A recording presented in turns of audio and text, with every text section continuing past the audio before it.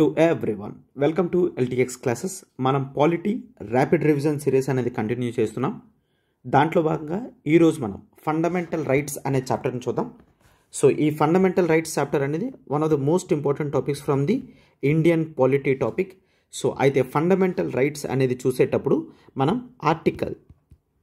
Fundamental rights అనేవి article 14 నుంచి 32 వరకు చూస్తాం. క్లియర్? ఫండమెంటల్ రైట్స్ అనేవి ఆర్టికల్ 14 to 30 చూస్తాం. అయితే ఫండమెంటల్ రైట్స్ అనేవి పార్ట్ 3 భాగంలో ఉంటాయి. ఎక్కడ ఉంటాయి? పార్ట్ 3లో ఉంటాయి. సో పార్ట్ 3 మాత్రం ఆర్టికల్స్ 12 నుంచి 35 వరకు. సో అయితే ఇప్పుడు మనం ఫండమెంటల్ రైట్స్ గురించితో పాటు పార్ట్ 3 అంతా కూడా డిస్కస్ చేయబోతున్నాం. అంటే మన డిస్కషన్ అనేది ఆర్టికల్ 12 నుంచి ఉంటుంది, ఇట్ ఎండ్స్ బై ఆర్టికల్ 35 అవుతుంది. బట్ ఫండమెంటల్ రైట్స్ మాత్రం ఆర్టికల్ 14 నుంచి 32 అనేది మనం చూస్తాం. రైట్? అయితే ఈ ఫండమెంటల్ రైట్స్ అనేది United States of America, clear, USA bill of rights నుంచి మనం ఇన్స్పిరేషన్ తీసుకోవడం జరిగింది. యునైటెడ్ స్టేట్స్లో ఫస్ట్ కాన్స్టిట్యూషనల్ అమెండ్మెంట్ నుంచి 10th కాన్స్టిట్యూషనల్ అమెండ్మెంట్ వరకు ఏవైతే ఉన్నాయో వాటిని చూసి మనం ఇన్స్పైర్ అనేది అవ్వడం జరిగింది. సో ఆ ఫస్ట్ నుంచి 10th వరకు వాటిని బిల్ ఆఫ్ రైట్స్ అని అంటాం. So the United States of America bill of rights కింద మనం చూస్తాం. అయితే ఈ టోటల్ పార్ట్ 3 ఏదైతే ఉందో దీన్ని మ్యాగ్నా కార్టాగా పిలవడం జరుగుతుంది. ఏమని పిలుస్తారు? మ్యాగ్నా కార్టా. చూడండి, ఎగ్జామినేషన్లో ఇంపార్టెంట్ పాయింట్స్ అన్నీ కూడా నేను క్లియర్గా చాలా క్లారిటీగా డిస్కస్ చేస్తున్నాను. సో దీన్ని మ్యాగ్నా కార్టా ఆఫ్ ఇండియా కింద పిలుస్తారు. సార్ మ్యాగ్నా కార్టా అంటే ఏంటి? మ్యాగ్నా కార్టా అనేది ఒక్కసారి చూడండి. ఇన్ ద ఇయర్ 1215, క్లియర్, 1215న UK king, that is king John ఇతను ఫస్ట్ టైం ప్రజలకి హక్కులు అనేవి ఇవ్వడం జరిగింది. ప్రజలకి కొన్ని హక్కులు అనేవి ఇవ్వడం జరిగింది. ఆ హక్కులని ఫస్ట్ టైం రాయించడం జరిగిందనమాట. ఒక రిటర్న్ డాక్యుమెంట్ అనేది ప్రొవైడ్ చేయడం జరిగింది. ప్రజలందరూ కూడా వాళ్ళకి కొన్ని హక్కులు కోరుకున్నారు. అయితే రాజు ప్రతిసారి కూడా ఇస్తామని చెప్పడం జరిగింది. బట్ ఫస్ట్ టైం ప్రజలు అఫీషియల్గా అథారిటేటివ్గా రిటర్న్ డాక్యుమెంట్లో కావాలని చెప్పారు. సో కింగ్ జాన్ అన్న వ్యక్తి, దట్ ఈస్ ఫ్రమ్ ఇంగ్లాండ్, అతను ప్రజల యొక్క హక్కుల్ని 1215న 1215వ సంవత్సరంలో దానిని రిటర్న్గా ఇవ్వడం జరిగింది. దాన్ని మ్యాగ్నా కార్టాగా పిలవడం జరుగుతుందన్నమాట. సో అప్పటి నుంచి ప్రజల హక్కులు అనేవి ఎప్పుడైనా వస్తే వాటిని మ్యాగ్నా కార్టాగా నేమ్ అనేది ప్లేస్ చేయడం జరిగింది. ఓకేనా? సో జనరల్గా మ్యాగ్నా కార్టా అంటే 1215న కింగ్ జాన్ అనే వ్యక్తి రిటర్న్ డాక్యుమెంట్తో రైట్స్ అనేవి ప్రజలకు ఇవ్వడం జరిగింది. అప్పటి నుంచి ఒక అఫీషియల్ అథారిటీ ప్రజలకు ఏమైనా హక్కులు ఇచ్చినట్లయితే వాటిని ఈ నేమ్తో పిలుస్తారు, మ్యాగ్నా కార్టాగా పిలవడం జరుగుతుంది. అలానే ఇండియన్ కాన్స్టిట్యూషన్లో ఫండమెంటల్ రైట్స్ని మ్యాగ్నా కార్టాగా పిలవడం అనేది జరుగుతుందన్నమాట. రైట్? ఎస్. అయితే ఈ ఫండమెంటల్ రైట్స్ అనేవి most important for every one. అయితే ఈ ఫండమెంటల్ రైట్స్ అనేవి ప్రతి ఒక్క సిటిజన్కి కూడా ఉంటాయి. ఎవరికి ఉంటాయి?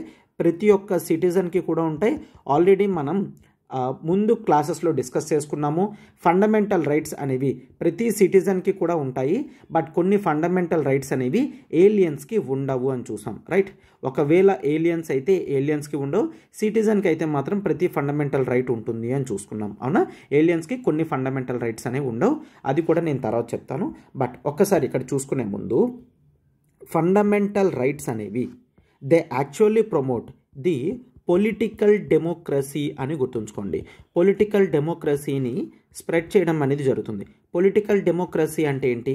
రైట్, దట్ ఈస్ పొలిటికల్ స్ట్రక్చర్స్లో, పొలిటికల్ ఇన్స్టిట్యూషన్స్లో ఏ వ్యక్తికైనా సరే ఎక్కడైనా పార్టిసిపేట్ చేసే అధికారం వస్తే దాన్ని political democracy.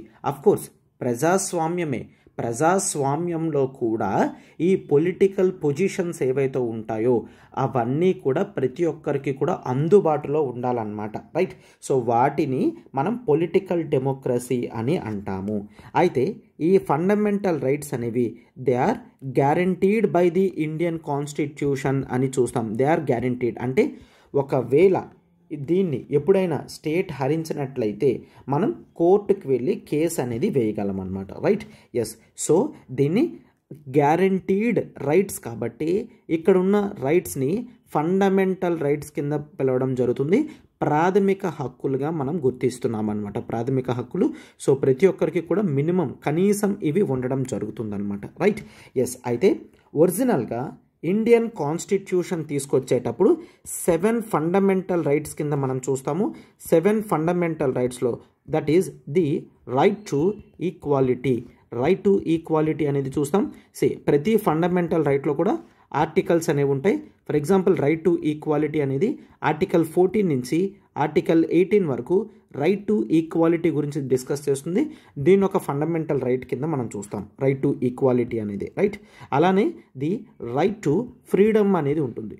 Right to equality తర్వాత రైట్ టు ఫ్రీడమ్ అనేది ఉంటుంది. ఫ్రమ్ ఆర్టికల్ 19 నుంచి ఆర్టికల్ 22 వరకు మనం చూస్తాం. అలానే there is the right against exploitation. So exploitation అవ్వకుండా కొన్ని ఫండమెంటల్ రైట్స్ అనేవి ఉన్నాయి. For example article 23, article 24 right against exploitation అని చూస్తాం. మనల్ని ఎవరు కూడా ఎక్స్ప్లాయిట్ చేయకూడదు, రైట్. అండ్ అలానే there is the freedom of religion అనేది చూస్తాం. ఫ్రీడమ్ ఆఫ్ రిలీజియన్ ఇండియాలో ఉన్న వాళ్ళు ఎవరైనా సరే వాళ్ళ మతాన్ని చాలా ఫ్రీగా యూజ్ చేసుకోగలరు, పాటించగలరు. క్లియర్. ఆర్టికల్ 25 నుంచి 28 వరకు కూడా ఫ్రీడమ్ ఆఫ్ రిలీజియన్ అనేది చూడడం జరుగుతుంది.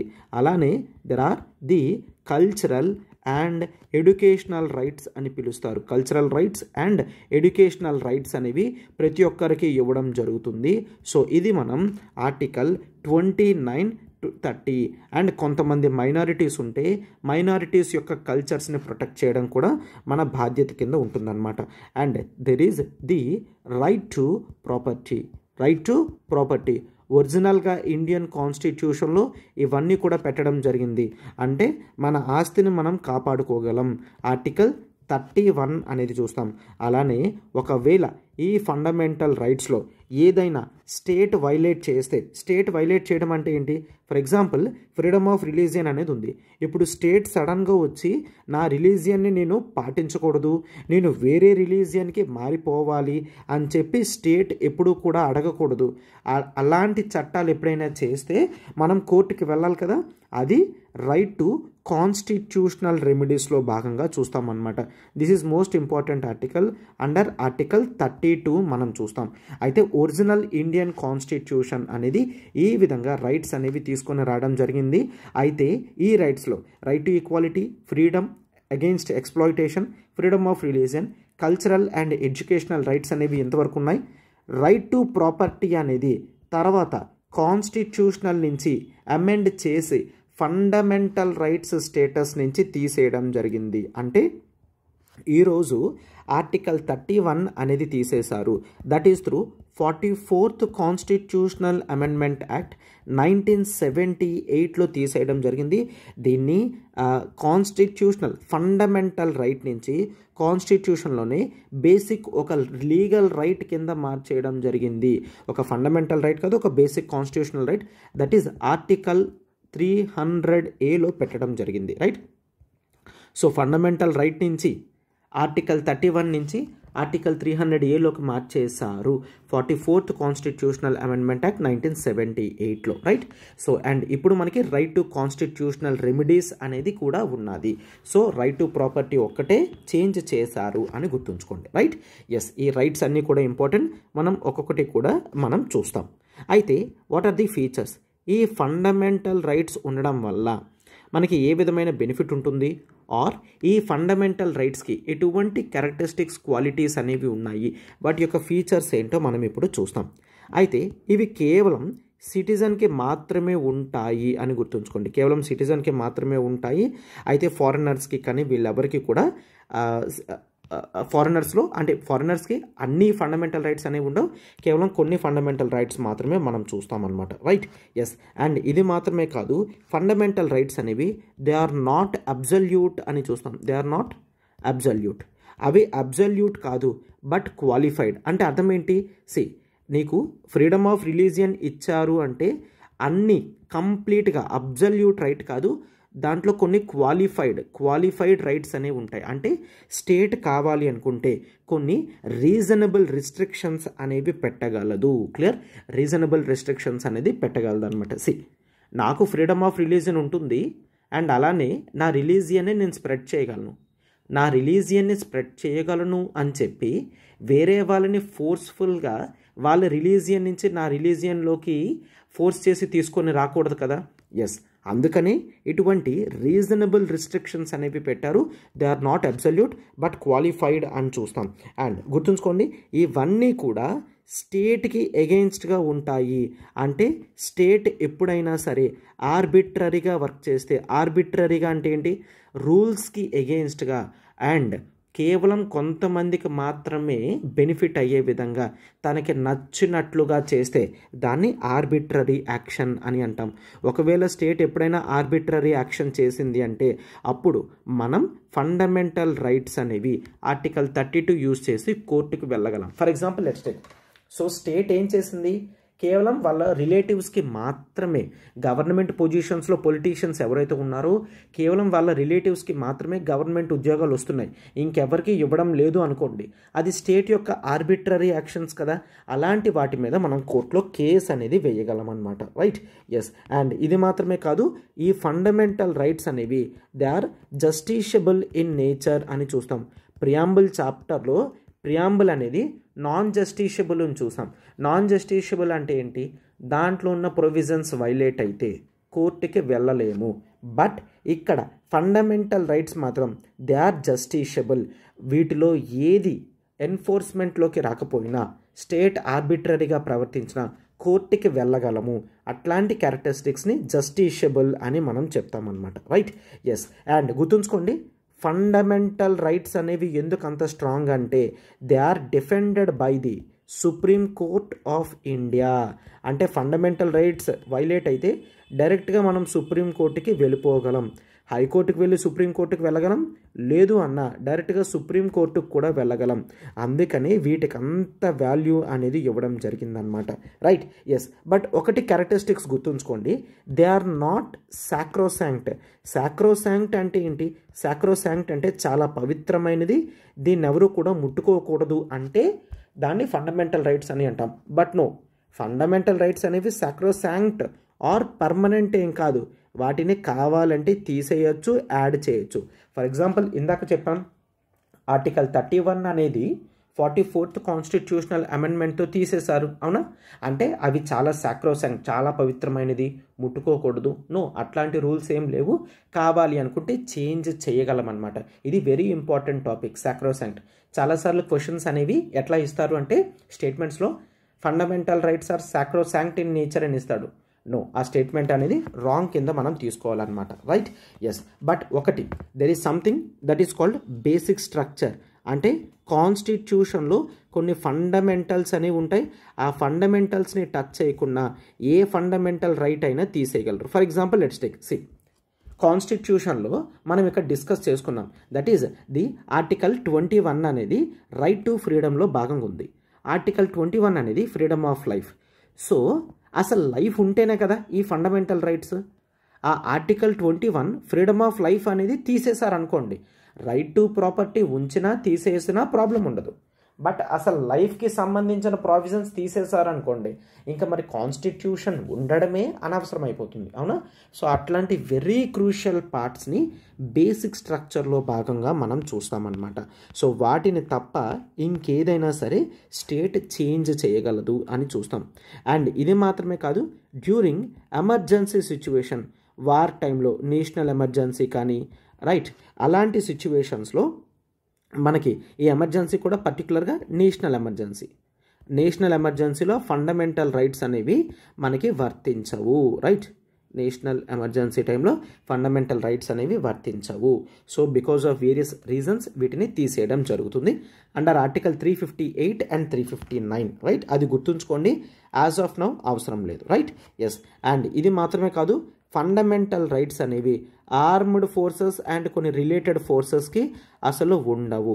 ఎందుకంటే ఆర్మ్డ్ ఫోర్సెస్ అనేవాళ్ళు, for example let's take, normal కండిషన్స్లో ప్రతి ఒక్క వ్యక్తి కూడా ఆ సండే లీవ్ అనేది ఎక్స్పెక్ట్ చేయడం జరుగుతుంది. నెలకి ఒక 2 రోజులు 3 రోజులు క్యాజువల్ లీవ్స్ అనేవి ఎక్స్పెక్ట్ చేస్తారు, స్టేట్ ప్రొవైడ్ చేస్తుంది, అవునా?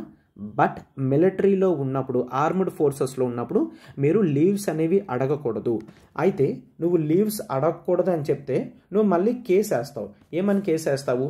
వాళ్ళకి లీవ్స్ ఉన్నాయి, నాకు లీవ్స్ లేవు అని. బట్ నువ్వు ఆర్మ్డ్ ఫోర్సెస్లో ఉన్నావు కాబట్టి నీకు ఎటువంటి ఫండమెంటల్ రైట్ కూడా అప్లై కాదు అని చాలా క్లియర్గా ఫండమెంటల్ రైట్స్లోనే చెప్పడం అనేది జరిగిందనమాట. అండర్ ఆర్టికల్ 33 ఆర్మ్డ్ ఫోర్సెస్కి ఏవైతే ఫండమెంటల్ రైట్స్ అప్లై కావు అని చెప్తున్నామో అది మనం ఆర్టికల్ 33లో చూస్తామన్నమాట. అండ్ ఇది మాత్రమే కాదు, during the time of martial law. Martial law అంటే ఏంటి? ఒకవేళ మిలిటరీ రూల్ ఉంది అంటే మిలిటరీ రూల్ టైంలో కూడా ఫండమెంటల్ రైట్స్ అనేవి అప్లై కావు అని చూస్తాము. దీన్ని మనకి ఆర్టికల్ 34లో మెన్షన్ చేయడం అనేది జరిగిందనమాట. రైట్. అండ్ గుర్తుంచుకోండి, ఆర్టికల్ 35లో కూడా ఏం చెప్తున్నారంటే ఫండమెంటల్ రైట్స్ అనేవి వాటంతట అవి సెల్ఫ్ ఎగ్జిక్యూటరీగా అయిపోతాయి. క్లియర్? అంటే వాటిని ఎగ్జిక్యూట్ చేయడానికి సెల్ఫ్ ఎగ్జిక్యూటరీ కింద ఉంటాయి. కొన్ని మాత్రం వాటంతటా అవి ఎగ్జిక్యూట్ అవ్వవు. దానికి పార్లమెంట్ కొన్ని చట్టాలు కూడా చేస్తుందన్నమాట. రైట్. అండ్ చట్టం చేసే అధికారం ఉంటే కేవలం పార్లమెంటే చేయగలదు ఫండమెంటల్ రైట్స్కి. స్టేట్ లెజిస్లేటివ్ అసెంబ్లీ చేయలేదు, గుర్తుంచుకోండి. జనరల్గా ఫండమెంటల్ రైట్స్ అనేవి సెల్ఫ్ ఎగ్జిక్యూటరీ. కొన్నిసార్లు అవి ఇంప్లిమెంటేషన్లోకి రావాలి, ఎన్ఫోర్స్మెంట్లోకి రావాలంటే పార్లమెంట్ చట్టం చెయ్యాలి. ఇది మనకి ఆర్టికల్ 35లో చూస్తామన్నమాట.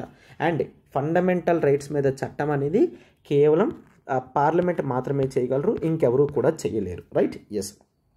సో ఇది మనం చూస్తాము. ఆర్టికల్ 12 అనేది, ఇప్పుడు మనం ఆర్టికల్స్ అనేవి చూసుకుంటే ఆర్టికల్ 12 అనేది deals with the definition of state.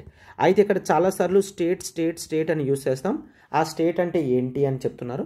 ఆ స్టేట్ అంటే nothing but it's about the government of India, the state government and government bodies కూడా, మున్సిపాలిటీస్ అయినా పంచాయత్స్ అయినా ఆర్ గవర్నమెంట్ రిలేటెడ్ బాడీస్ కూడా లైక్ ఎల్ఐసి కానీ, ఓఎన్జీసీ కానీ, స్టీల్ అథారిటీ కానీ, ఇవేవైనా కూడా స్టేట్ అన్న డెఫినేషన్లోకి వస్తాయి. అంటే ఎక్కడా కూడా నువ్వు ఈ ఫండమెంటల్ రైట్స్ అనేవి ఎవరికి కూడా వైలేట్ చేయకూడదు. ఇందులో ఎవరు ఎక్కడ వైలేట్ చేసినా సరే మనం కోర్టులో కేసు వేయగలము అని గుర్తుంచుకోండి. రైట్. ఎస్. సో ఇది ఆర్టికల్ 12 అనేది చూస్తాం. And next article 13. This is important. Article 13 of Indian constitution. Article 13 చూసుకుంటే క్లియర్గా చెప్పడం జరిగింది, all laws which are inconsistent with fundamental rights. అంటే ఫండమెంటల్ రైట్స్కి తగ్గట్టుగా ఎప్పుడు ఎవరు ఏ చట్టం చేసినా సరే మరి ఇంకా ఆ లా అనేది ఉండదు. అంటే ఫండమెంటల్ రైట్స్కి ఎగెన్స్ట్గా నువ్వు ఏ చట్టం చేయడానికి లేదు. నీవు చేసే ఏ చట్టమైనా సరే ఫండమెంటల్ రైట్స్కి అనుగుణంగా మాత్రమే ఉండాలి అని ఆర్టికల్ 13 అనేది చెప్పడం జరుగుతుందన్నమాట. సార్ ఏ లా అంటే ఇక్కడ ఏంటి? లా అంటే పార్లమెంట్ తయారు చేసిన చట్టాలైనా కానివ్వండి, స్టేట్ లెజిస్లేచర్ తయారు చేసిన చట్టాలైనా కానివ్వండి, ఆర్ ప్రెసిడెంట్ ఇచ్చే ఆర్డినెన్సెస్ అయినా కానివ్వండి. ప్రెసిడెంట్ ఆర్డినెన్సెస్ అంటే పార్లమెంట్ సెషన్లో లేనప్పుడు ప్రెసిడెంట్ కానీ గవర్నర్ కానీ ఆర్డినెన్సెస్ అనేవి ఇస్తారు. పార్లమెంట్ కానీ స్టేట్ లెజిస్లేటివ్ అసెంబ్లీ కానీ సెషన్లో లేకపోతే ఆ తగ్గట్టు అవసరాలకి తగ్గట్టుగా ప్రెసిడెంట్, గవర్నర్ ఆర్డినెన్సెస్ అనేవి ఇష్యూ చేయడం జరుగుతుందన్నమాట. ఈవెన్ ఈ ఆర్డినెన్స్ అయితే కానివ్వండి, ఆర్ కొన్ని రూల్స్ కానీ, రెగ్యులేషన్స్ కానీ, కస్టమరీ ప్రాక్టీసెస్ కానీ, ఇట్లాంటివి ఏవైనా సరే ఫండమెంటల్ రైట్స్కి ఎగెయిన్స్ట్గా ఉంటే అవి ఉండవు, చెల్లుబాటులోకి రావు అని చెప్పి ఆర్టికల్ 13 చెప్తుందన్నమాట. బట్ గుర్తుంచుకోండి, క్లియర్గా చెప్పడం జరిగింది, ఈ డెఫినేషన్ ఆఫ్ ఆల్ లాస్లోకి కాన్స్టిట్యూషనల్ అమెండ్మెంట్స్ అనేవి రావు. కాన్స్టిట్యూషనల్ అమెండ్మెంట్స్తో మనం ఫండమెంటల్ రైట్స్కి ఎగెయిన్స్ట్గా కూడా చట్టం అనేది చేయగలం. అంటే నెక్స్ట్ మనం ఫండమెంటల్ రైట్స్లోకి వెళ్తే అర్థమవుతుంది. ఫర్ ఎగ్జాంపుల్, ఈవెన్ ఆర్టికల్ 31 ఉంది. ఆర్టికల్ 31ని తీసేస్తున్నానంటే that is against fundamental rights. మరి ఆర్టికల్ 13 ప్రకారం అది చెల్లుబాటులోకి రాకూడదు కదా. అందుకని 44th కాన్స్టిట్యూషనల్ అమెండ్మెంట్ తీసుకొచ్చారు. ఎందుకు? కాన్స్టిట్యూషనల్ అమెండ్మెంట్ అనేది లాస్ అన్న డెఫినేషన్లోకి రాదు. సో చేంజ్ చేసే పవర్ అనేది ఉండాలి కాబట్టి కాన్స్టిట్యూషనల్ అమెండ్మెంట్ని యాక్సెప్ట్ చేయడం జరుగుతుందన్నమాట. రైట్. అండ్ ఇది కూడా క్లియర్గా చెప్పడం జరిగింది. ఈ కాన్స్టిట్యూషనల్ అమెండ్మెంట్ కూడా ఎంతవరకు, కేవలం బేసిక్ స్ట్రక్చర్ టచ్ అవ్వనంత వరకే అని చెప్పి కేశవనంద భారతి కేసులో చెప్పడం జరిగింది. కేశవనంద భారతి కేసు చాలా క్లియర్గా సుప్రీంకోర్టు చెప్పడం జరిగింది.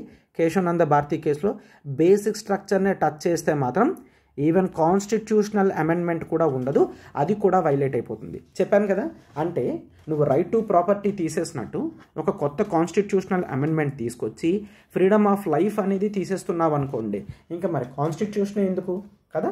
సో అందుకనే సుప్రీంకోర్టు ఒకవేళ బేసిక్ స్ట్రక్చర్లో నువ్వు టచ్ చేస్తే మాత్రం ఈవెన్ కాన్స్టిట్యూషనల్ అమెండ్మెంట్స్ కూడా ఉండవు, they become null and void, అంటే అవి పనిచేయవు అని చెప్పి క్లియర్గా చెప్పడం జరుగుతుందన్నమాట. Right, yes. సో ఇప్పుడు మనం will start from article 14. Article 14 నుంచి ఆర్టికల్ 18 వరకు రైట్ టు ఈక్వాలిటీ కింద మనం పిలుస్తామని చూసుకున్నాం, అవునా. Right to equality. అయితే ఇక్కడ ఈ రైట్స్ అన్నిట్లో కూడా సమానత్వం గురించి మనం డిస్కషన్ అనేది చేస్తాం. So firstly it is article 14. Article 14 ప్రకారం క్లియర్గా చూస్తున్నాం అనమాట. That is equality before law and equal protection of laws అనేవి చూస్తాం. Equality before law and equal protection of laws. So ఈ రెండింటి యొక్క డిఫరెన్స్ చేంజ్ అనేది, ఈ డిఫరెన్స్ వేరియేషన్స్ అనేది కూడా నేను ఇప్పుడు ఇక్కడ మన క్లాస్లో డిస్కస్ చేస్తాను. Equal protection of laws. So equality before law అనేది చూసుకున్నట్లయితే ఇక్కడ ఈ కాన్సెప్ట్ అనేది మనం బ్రిటిష్ నుంచి తీసుకోవడం జరిగింది. ఈక్వాలిటీ బిఫోర్ లా అనేది ఎక్కడి నుంచి తీసుకున్నాం, బ్రిటన్, యూకే. ఇవన్నీ కూడా ఇంపార్టెంట్ కాన్సెప్ట్స్ అమ్మ. యునైటెడ్ కింగ్డమ్ నుంచి ఈక్వాలిటీ బిఫోర్ లా అనేది తీసుకోవడం జరిగింది. దాన్ని యూకేలో ది రూల్ ఆఫ్ లా కింద మనం పిలుస్తాం. ఏమని పిలుస్తాం, rule of law. Rule of law concept అనేది బ్రిటన్లో ఒక జురిస్ట్ అనేది ఇవ్వడం జరిగింది. దట్ ఈజ్ ఏవి డైసే. ఏవి డైసే అన్న వ్యక్తి రూల్ ఆఫ్ లా తీసుకొని రావడం జరిగింది. దీని ప్రకారం సింప్లీ ప్రతి ఒక్కరూ కూడా సమానమే, కాన్స్టిట్యూషన్ చట్టం ముందు ప్రతి ఒక్కరూ కూడా సమానం అని చెప్పేదే రూల్ ఆఫ్ లా. అది ఏవి డైసీ తీసుకొచ్చారు, అది యునైటెడ్ కింగ్డమ్లో ఉంది. దాన్ని చూసి ఇన్స్పైర్ అయ్యి మనం ఈక్వాలిటీ బిఫోర్ లా అనేది పెట్టడం జరిగింది. సో అయితే ఈక్వాలిటీ బిఫోర్ లా ప్రకారం చెప్పాను కదా, చట్టం ముందు ప్రతి ఒక్కరూ కూడా సమానమే. క్లియర్, ఎవరికి కూడా ఎటువంటి స్పెషల్ ప్రివిలేజెస్ అనేవి ఉండవు. ఒక చట్టం ఒకరికి అప్లై అయిందంటే ఆ చట్టం అందరికీ కూడా అప్లై అవుతుంది. అండ్ ఎటువంటి కుల మతాలు కానీ రిచ్ పూర్ కానీ ఎటువంటి డిఫరెన్సెస్ కూడా ఉండవు అని చెప్పేది equality before law. Clear, of course దీనికి కొన్ని ఎక్సెప్షన్స్ అనేవి ఉన్నాయి, అది నేను తర్వాత చెప్తాను. But as of now equality before law ప్రకారం మీనింగ్ అది. And next equal protection of laws. ఈ concept of equal protection of laws అనేది యునైటెడ్ స్టేట్స్ ఆఫ్ అమెరికా నుంచి తీసుకోవడం జరిగింది. ఓకేనా, అంటే ఈవెన్ ఆర్టికల్ 14లో ఈక్వాలిటీ బిఫోర్ లా అనేది యూకే నుంచి, ఈక్వల్ ప్రొటెక్షన్ ఆఫ్ లాస్ అనేది యునైటెడ్ స్టేట్స్ నుంచి మనం తీసుకోవడం జరిగింది. ఈక్వల్ ప్రొటెక్షన్ ఆఫ్ లాస్ అంటే క్లియర్, ఎవరికి కూడా ఎటువంటి స్పెషల్ ప్రివిలేజెస్ అనేవి ఉండవు ఒకటి. అండ్ ద మోస్ట్ ఇంపార్టెంట్ ఏంటి అంటే ఈక్వాలిటీ ఆఫ్ ట్రీట్మెంట్ అనేది చూస్తాము. Equality of treatment under equal circumstances. అందరూ ఈక్వల్గా ఉన్నప్పుడు వాళ్ళని ఈక్వల్గా చూస్తాము. అండర్ ఈక్వల్ సర్కమ్స్టాన్సెస్ అందరూ ఈక్వల్గా ఉంటే ఈక్వల్గా చూస్తాం.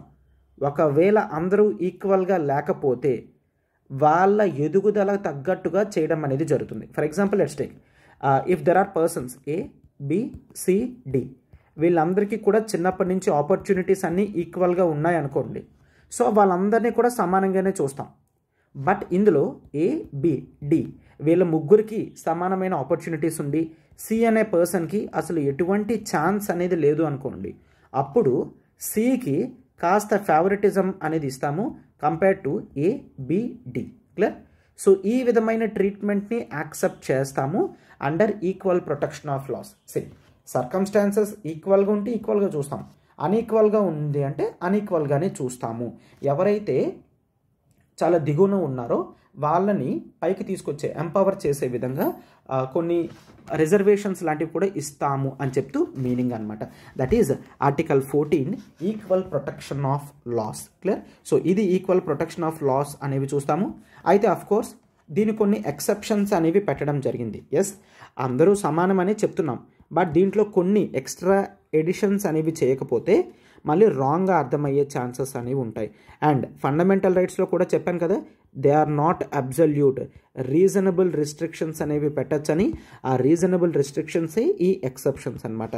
For example if you take, that is most important, the president of India.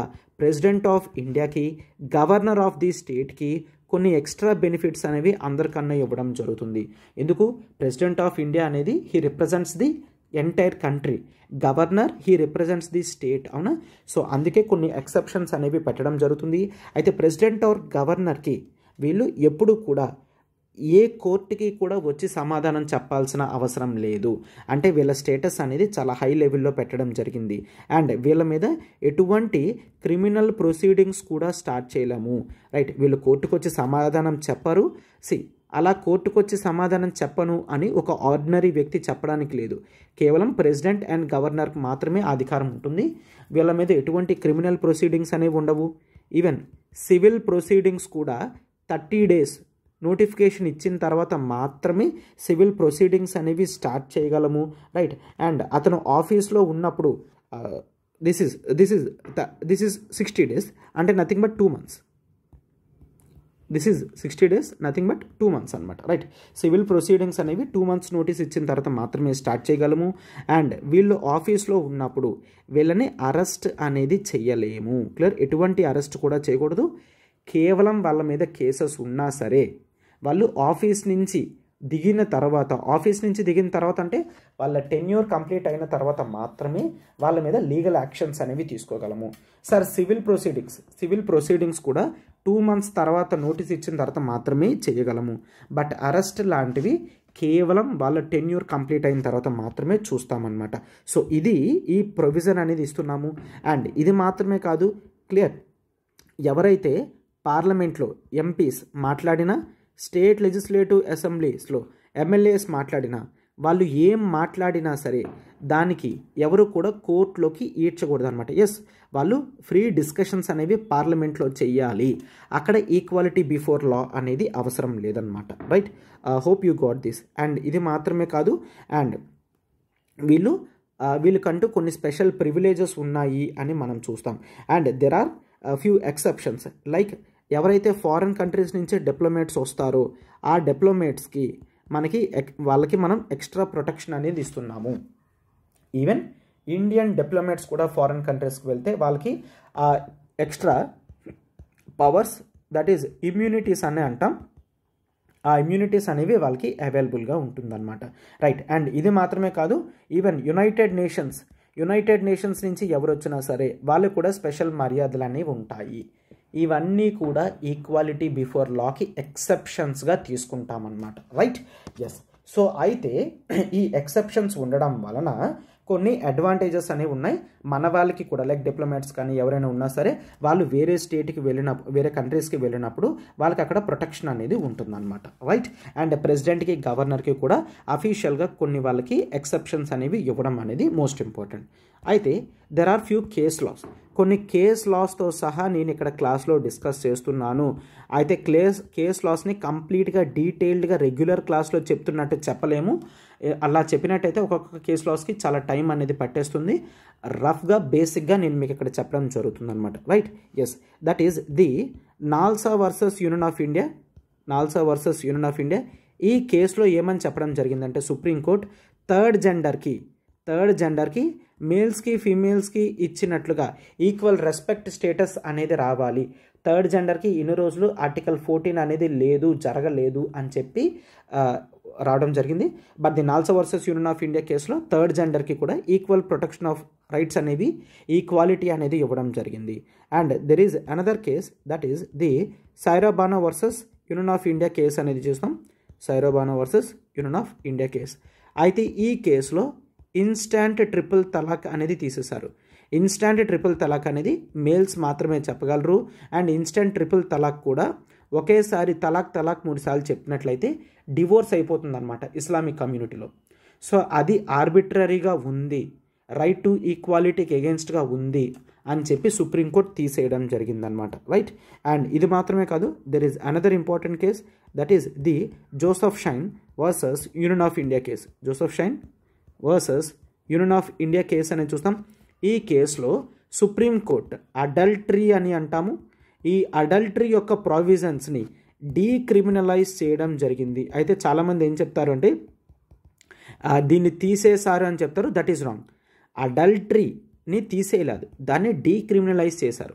Adultery అంటే ఏంటి? అడల్టరీ అంటే simply let's take, so there is a male couple, so A B and male couple C D. Clear? Adultery ప్రకారం ఇప్పుడు C అనే వ్యక్తి B అనే వ్యక్తితో extra marital relation పెట్టుకుంటే దాన్ని అడల్టరీ అని అంటాం. అయితే ముందు అడల్టరీ చేసినట్లయితే శిక్ష అనేది ఉండేదన్నమాట. ఇప్పుడు దాన్ని డీక్రిమినలైజ్ చేశారు. ఎందుకు అంటే ఈ కేసెస్లో, ఈ అడల్టరీలో జనరల్గా ఆ ఫేవరెటిజం అనేది టువర్డ్స్ ది ఫిమేల్ అనేది ఉంది, ఆర్ కొన్నిసార్లు టువర్డ్స్ ది మేల్ అనేది ఉంది.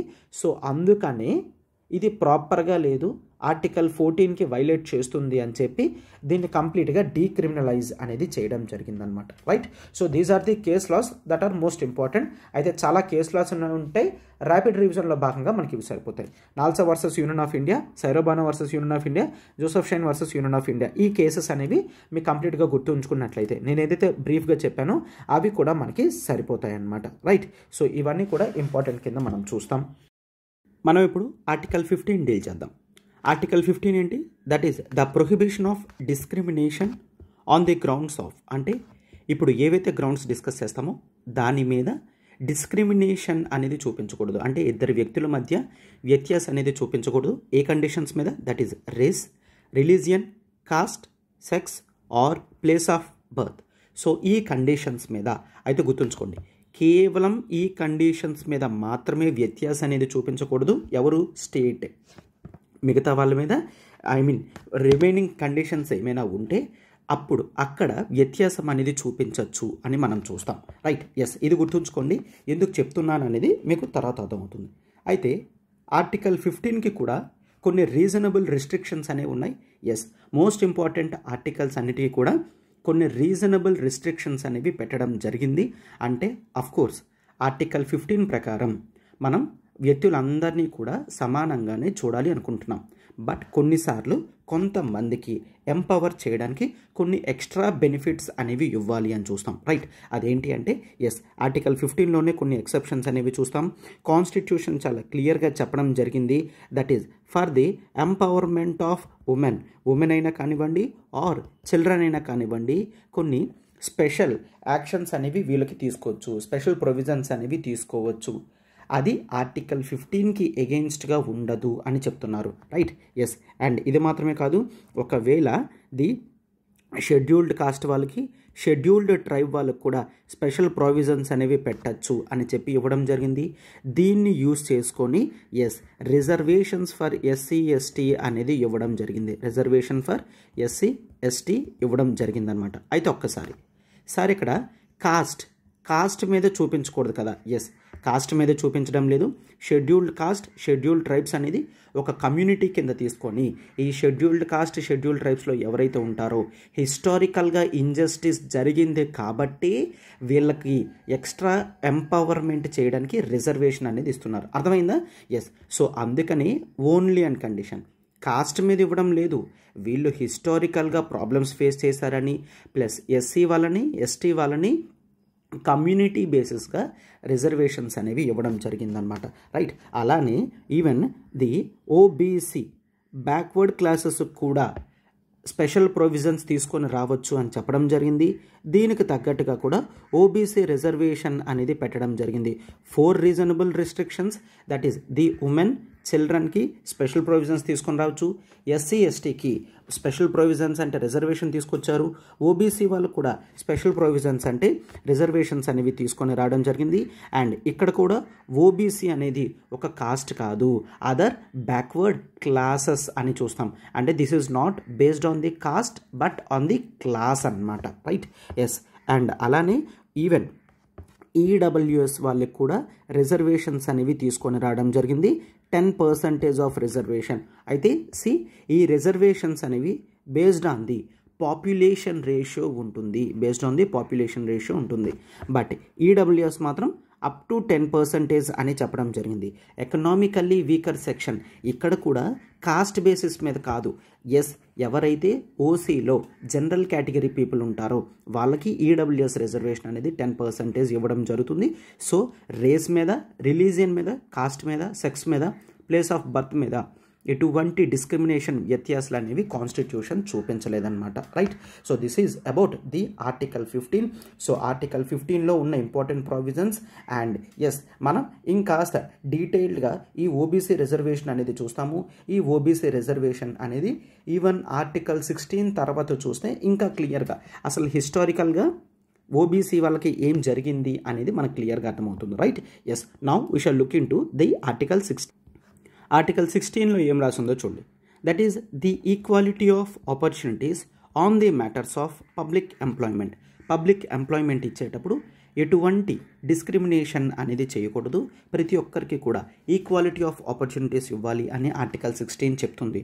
అయితే కొన్ని గ్రౌండ్స్ అనేవి మెన్షన్ చేసింది. ఈ గ్రౌండ్స్లో డిస్క్రిమినేషన్ అనేది చూపించకూడదు. ఆర్టికల్ 15లో ఉన్నవి ఇందులో కొన్ని ఉంటాయి చూడండి. That is religion both 15 and 16లో ఉంది. రేస్ ఆర్టికల్ 15 and 16లో ఉంది. కాస్ట్ 15-16లో ఉంది. సెక్స్ 15-16లో ఉంది. డెసెంట్ గుర్తుంచుకోండి, ఈ డెసెంట్ అన్నది ఎస్ 15లో లేదు, కేవలం 16లో మాత్రమే ఉంది. డెసెంట్ అంటే ఏంటి? వారసత్వంగా వచ్చేది, దాన్ని మనం డెసెంట్ హెరిడేటరీ అంటాం కదా, డెసెంట్ కూడా అట్లానే అనమాట. Right. And next place of birth ఇది కూడా 15-16లో ఉంది. రెసిడెన్స్ అనేది 15లో లేదు, 16లో ఉందన్నమాట. అంటే పబ్లిక్ ఎంప్లాయ్మెంట్ ఆపర్చునిటీస్లో ఇక్కడ మెన్షన్ చేసిన గ్రౌండ్స్లో ఎటువంటి డిస్క్రిమినేషన్ కూడా చూపించకూడదు అని మనం చూస్తాం. అయితే ఇక్కడ కూడా మనకి కొన్ని ఎక్సెప్షన్స్ అనేవి మెన్షన్ చేయడం అనేది జరిగింది. ఏంటంటే ఎస్ ఒకవేళ పార్లమెంట్ కావాలి అనుకుంటే, రెసిడెన్స్ బేసిస్ మీద కావాలి అనుకుంటే, రెసిడెన్స్ బేసిస్ మీద పార్లమెంట్ మాత్రమే చట్టం చేయగలదు. అలాంటిది ఏదైనా ఉందా అంటే yes that is public employment requirement as residence act అనేది మెన్షన్ చేయడం జరిగింది. అయితే ఈరోజు ఈ public employment requirement of residence act అనేది కేవలం ఏపీ అండ్ తెలంగాణ స్టేట్స్లో మాత్రమే ఉంది. ఇంకెక్కడా కూడా రిస్ట్రిక్షన్స్ అనేవి లేవన్నమాట. అంటే ఏ వ్యక్తి ఏ స్టేట్ లెవెల్ ఎగ్జామ్స్ అయినా సరే రాయడానికి ఎలిజిబిలిటీ అనేది ఉంటుంది. ఎందుకంటే రెసిడెన్స్ రిక్వైర్మెంట్ అనేది మనగా పర్టికులర్గా ఎక్కడ కూడా చూడమన్నమాట. రైట్. అండ్ ఒకవేళ చెయ్యాలనుకున్నా ఆ పవర్ అనేది పార్లమెంట్కే ఉంటుంది అని గుర్తుంచుకోండి, స్టేట్ లెజిస్లేచర్స్కి ఉండదు. రైట్. ఎస్. అండ్ ఇది మాత్రమే కాదు, ఒకవేళ స్టేట్ కావాలి అనుకుంటే సేమ్ అలానే మనం ఎస్సీస్కి ఎస్టీస్కి స్పెషల్ ప్రొవిజన్స్ అని చెప్పారు. ఈవెన్ ఆర్టికల్ 16లో కూడా రిజర్వేషన్ అనేది ఇవ్వడం జరిగింది. రిజర్వేషన్ అనేది ఎస్సీ ఎస్టీస్కి ఇచ్చారు. అండ్ అలానే there is the reservation for OBC. OBC యొక్క ఎంపవర్మెంట్కి కూడా రిజర్వేషన్స్ అనేవి ఇవ్వడం జరిగిందనమాట. రైట్. అండ్ ఇది మాత్రమే కాదు, స్టేట్ మనం ఎర్లియర్గా చూసినప్పుడు ది ఎకనామికల్లీ వీకర్ సెక్షన్కి కూడా 10% రిజర్వేషన్స్ అనేవి అప్ టు 10% రిజర్వేషన్ అనేది ఇవ్వడం జరిగింది. రైట్. ఎస్. అయితే ఇక్కడ మనకి క్లియర్గా తెలుసు ఎస్సీ ఎస్టీ రిజర్వేషన్స్ అనేవి అంబేద్కర్ గారి చొరవతో reservations, SC ST reservation based on the population. So that is the scheduled cost వాళ్ళకి 15% ఆఫ్ రిజర్వేషన్ ఇవ్వడం జరిగింది. షెడ్యూల్డ్ ట్రైబ్ వాళ్ళకి 7.5% రిజర్వేషన్ అనేది ఇవ్వడం జరిగింది. క్లియర్. రైట్. అయితే నెక్స్ట్ ఓబీసీ రిజర్వేషన్ కానీ ఈడబ్ల్యూఎస్ రిజర్వేషన్ కానీ ఎట్లాగా వచ్చాయో చూడండి. Right. Yes. So that is the during the years 1963లో చాలా కేసెస్ అనేవి సుప్రీంకోర్టుకు వెళ్తున్నాయి బేస్డ్ ఆన్ ది రిజర్వేషన్స్ అనేవి ఎంతవరకు ఉండాలి అని. అప్పటికే ఇండియన్ పాలిటిక్స్లో ఓబీసీ కాస్ట్ డామినేషన్ అనేది పెరుగుతుంది. సో 1963లో కొన్ని కేసెస్ వెళ్ళడం వలన సుప్రీంకోర్టు 1963లో రిజర్వేషన్స్కి 50% సీలింగ్ లిమిట్ అనేది పెట్టడం జరిగింది. ఎస్ నువ్వు రిజర్వేషన్స్ ఇచ్చుకో, బట్ జనరల్ మెరిట్కి ఏమాత్రం కూడా ఇబ్బంది రాకూడదు కాబట్టి 50% సీలింగ్ లిమిట్ పెడుతున్నాము అని సుప్రీంకోర్టు చెప్పడం జరిగింది. But I just want to stress, ఇది ఇందిరాస్ అనే జడ్జిమెంట్ కాదు. వేరియస్ కేసెస్లో 1963లో సుప్రీంకోర్టు 50% సీలింగ్ లిమిట్ అనేది పెట్టడం జరిగిందనమాట. తర్వాత వచ్చిన గవర్నమెంట్స్ బీసీ వాళ్ళ ఎంపవర్మెంట్ గురించి కొన్ని కమిషన్స్ వేయాలి అని అనుకున్నారు. And yes, even article 340 of Indian constitution క్లియర్గా చెప్తుంది దట్ ఓబీసీకి ఎప్పటికప్పుడు బీసీ కమిషన్స్ అనేవి ఎస్టాబ్లిష్ చేయాలి అని చెప్పడం జరిగిందనమాట, రైట్. సో దానికి తగ్గట్టుగా 1979లో Morarji Desai government BP Mandal commission అనేది ఎస్టాబ్లిష్ చేయడం జరిగింది. ఈ BP Mandal, this person acts as the chairman for the backward class commission. అయితే this is the second backward class commission. First backward class commission అనేది 1953లో, గుర్తుంచుకోండి, 1953లో under the leadership of Kaka Kalelkar. So Kaka Kalelkar commission అని అంటారు. This is the first BC commission, గుర్తుంచుకోండి, examination కూడా important. First BC commission 1953 కాకా Kalelkar, 1979 BP mandal. So this is the second backward class commission. So BP mandal పూర్తిగా చదవడం జరిగింది. సో ఆల్రెడీ చెప్పాను, this is under article 340, clear, article 340. అయితే వీళ్ళు పూర్తిగా స్టడీ చేయడం జరిగింది. దేని గురించి పెట్టడం జరిగింది అంటే బీసీ వాళ్ళని ఎంపవర్ తీసుకోవడానికి, వీళ్ళకంటూ రిజర్వేషన్స్ ఏమైనా ప్రొవైడ్ చేయడానికి అవుతుందా అన్న ఉద్దేశంతో. అయితే బీపీ మండల్ పూర్తిగా ఇష్యూస్ అన్నీ కూడా స్టడీ చేసి ఎస్, ఇండియాలో 52% ఓబీసీ వాళ్ళు ఉన్నారు. సో దీంట్లో హాఫ్ 27% రిజర్వేషన్ అనేది ఇద్దాము. ఎందుకు, ఆల్రెడీ చెప్పాను కదా, 1963లో 50% సీలింగ్ లిమిట్ అనేది పెట్టడం జరిగింది. అప్పటికే షెడ్యూల్డ్ కాస్ట్ వాళ్ళకి 15% ఉంది, షెడ్యూల్డ్ ట్రైబ్ వాళ్ళకి 7.5% ఉంది, అంటే 22.5% రిజర్వేషన్ ఉంది. ఇప్పుడు ఓబీసీ వాళ్ళకి మరొక 27% ఇచ్చినట్లయితే 49.5% రిజర్వేషన్, అంటే 50% సీలింగ్ లిమిట్ లోపల ఉన్నట్టు ఉంటుంది అని ఓబీసీ వాళ్ళకి 27% రిజర్వేషన్స్ అనేవి ఇవ్వడం జరిగిందనమాట, రైట్. ఎస్, అయితే వీళ్ళకి ఓబీసీ వాళ్ళకి 27% రిజర్వేషన్ చెప్పిన తర్వాత ఈవెన్ 1991లో అప్పుడు పూర్తిగా రాలేకపోయినప్పటికీ కూడా 10 years తర్వాత రిజర్వేషన్స్ అనేవి ప్రొవైడ్ చేయడం జరిగింది. అండ్ 1991లో that is the Narasimha Rao government. అయితే నరసింహారావు గవర్నమెంట్ వచ్చిన తర్వాత 2 changes అనేవి చెప్పడం జరిగింది. That is of course yes, ఎవరైతే ఓబీసీలో ఉన్నారో ఓబీసీ వాళ్ళకి క్లియర్ కట్ 27% రిజర్వేషన్ ఉంటుంది. అండ్ అలానే ఎకనామికల్లీ వీకర్ సెక్షన్స్, జనరల్లో ఎకనామికల్గా వీకర్ ఎవరైతే ఉంటారో వీళ్ళకి 10% రిజర్వేషన్ అని నరసింహారావు గవర్నమెంట్ క్లియర్గా చెప్పడం జరిగిందనమాట. సో ఈ రిజర్వేషన్స్ మీద ఎస్, ఇప్పుడు మనం ద ఫేమస్ కేస్ అనేది చూస్తాం 1992, that is Indira Sawhney judgement, clear, Indira Sawhney case, Indira Sawhney judgement. అయితే ఈ ఇందిరా సానే కేసులో సుప్రీంకోర్టు చాలా కీలకమైన ఆదేశాలు అనేవి జారీ చేయడం జరిగింది.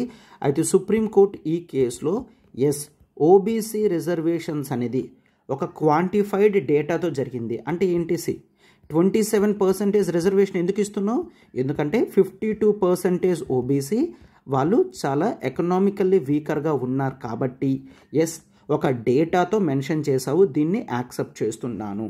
బట్ ఈడబ్ల్యూఎస్ రిజర్వేషన్ అనేది ఏ క్రైటీరియా మీద నువ్వు 10% ఇస్తున్నావు అని అంటే దానికి సమాధానం లేదు.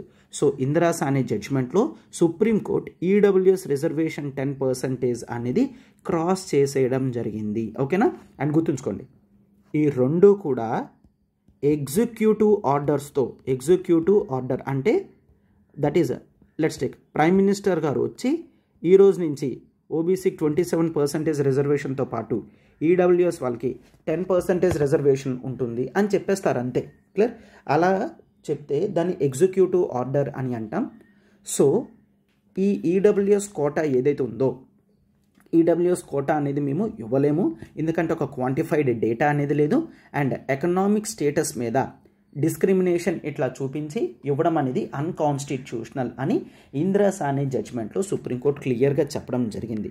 ఇవి మాత్రమే కాదు, ఓబీసీ రిజర్వేషన్ మీద కూడా కొన్ని ఆంక్షలు అనేవి పెట్టడం జరిగింది. ఏంటంటే ఈవెన్ ఓబీసీలో కూడా there should be clear cut division అనేది ఉండాలి. ఎవరైతే వెల్ ఆఫ్ ఫ్యామిలీస్ ఉంటాయో వాళ్ళకి ఓబీసీ రిజర్వేషన్ అనేది రాకూడదు. సో అందుకని there should be clear cut division between the creamy layer and non creamy layer. ఈ నాన్ క్రీమీ లేయర్లోకి ఎవరు వస్తారు అన్న క్రైటీరియా సెంట్రల్ గవర్నమెంటే పెట్టాలి అని చెప్పి చెప్పడం జరిగింది. క్లియర్? నాన్ క్రీమీ లేయర్లో ఎవరు వస్తారని సెంటర్ చూసుకుంటుంది, స్టేట్ చెప్పడానికి లేదు. క్రీమీ లేయర్లో ఉన్న వాళ్ళకి దేర్ ఈజ్ నో రిజర్వేషన్, వీళ్ళు జనరల్ కింద వస్తారు, వీళ్ళకి రిజర్వేషన్స్ అనేవి ఉండవు అని క్లియర్గా చెప్పడం జరిగింది. అండ్ ఇది మాత్రమే కాదు, ఈవెన్ ఓబీసీ వాళ్ళకి ఎక్కడైనా సరే రిజర్వేషన్స్ అనేవి ఇనీషియల్గా మాత్రమే ఉండాలి, రిజర్వేషన్స్ ఇన్ ప్రమోషన్స్ అనేవి ఉండకూడదు. రిజర్వేషన్ ఇన్ ప్రమోషన్ ఉండకూడదు అని చెప్పడం జరిగింది. అండ్ టోటల్ రిజర్వేషన్ లిమిట్స్ అనేవి 50% అని మళ్ళీ సుప్రీంకోర్టు చాలా క్లియర్గా చెప్పడం జరిగింది. సీలింగ్ లిమిట్ అనేది 50% ఉంటుంది. సో ఈడబ్ల్యూఎస్కి 10% ఇవ్వడం వలన 50% సీలింగ్ లిమిట్ అనేది దాటుతున్నారు. బట్ ఎటువంటి క్రైటీరియా లేకుండా సో అందుకనే క్యాన్సిల్ చేస్తున్నాము అని చెప్పడం జరిగిందనమాట. రైట్? అండ్ ప్రీవియస్ ఇయర్స్లో ఏవైనా పోస్టులు ఉండిపోతే క్యారీ ఫార్వర్డ్ చేసుకోవచ్చు. క్యారీ ఫార్వర్డ్ చేసినా సరే 50% సీలింగ్ లిమిట్లో ఉండాలి అని చెప్తున్నారనమాట. అండ్ ఇది మాత్రమే కాదు, రెగ్యులర్గా ఓబీసీస్ని స్టడీ చేయడానికి ఒక స్టాట్యూటరీ బాడీ అనేది కావాలి అని సుప్రీంకోర్టు చెప్పడం జరిగింది. నేను చెప్తా, మళ్ళీ అన్నీ చూస్తాం మనం ఎట్లా చేంజ్ అయ్యాయని. ఓకేనా? సో స్టాట్యూటరీ బాడీ కావాలి అని చెప్పి చెప్పడం జరిగింది.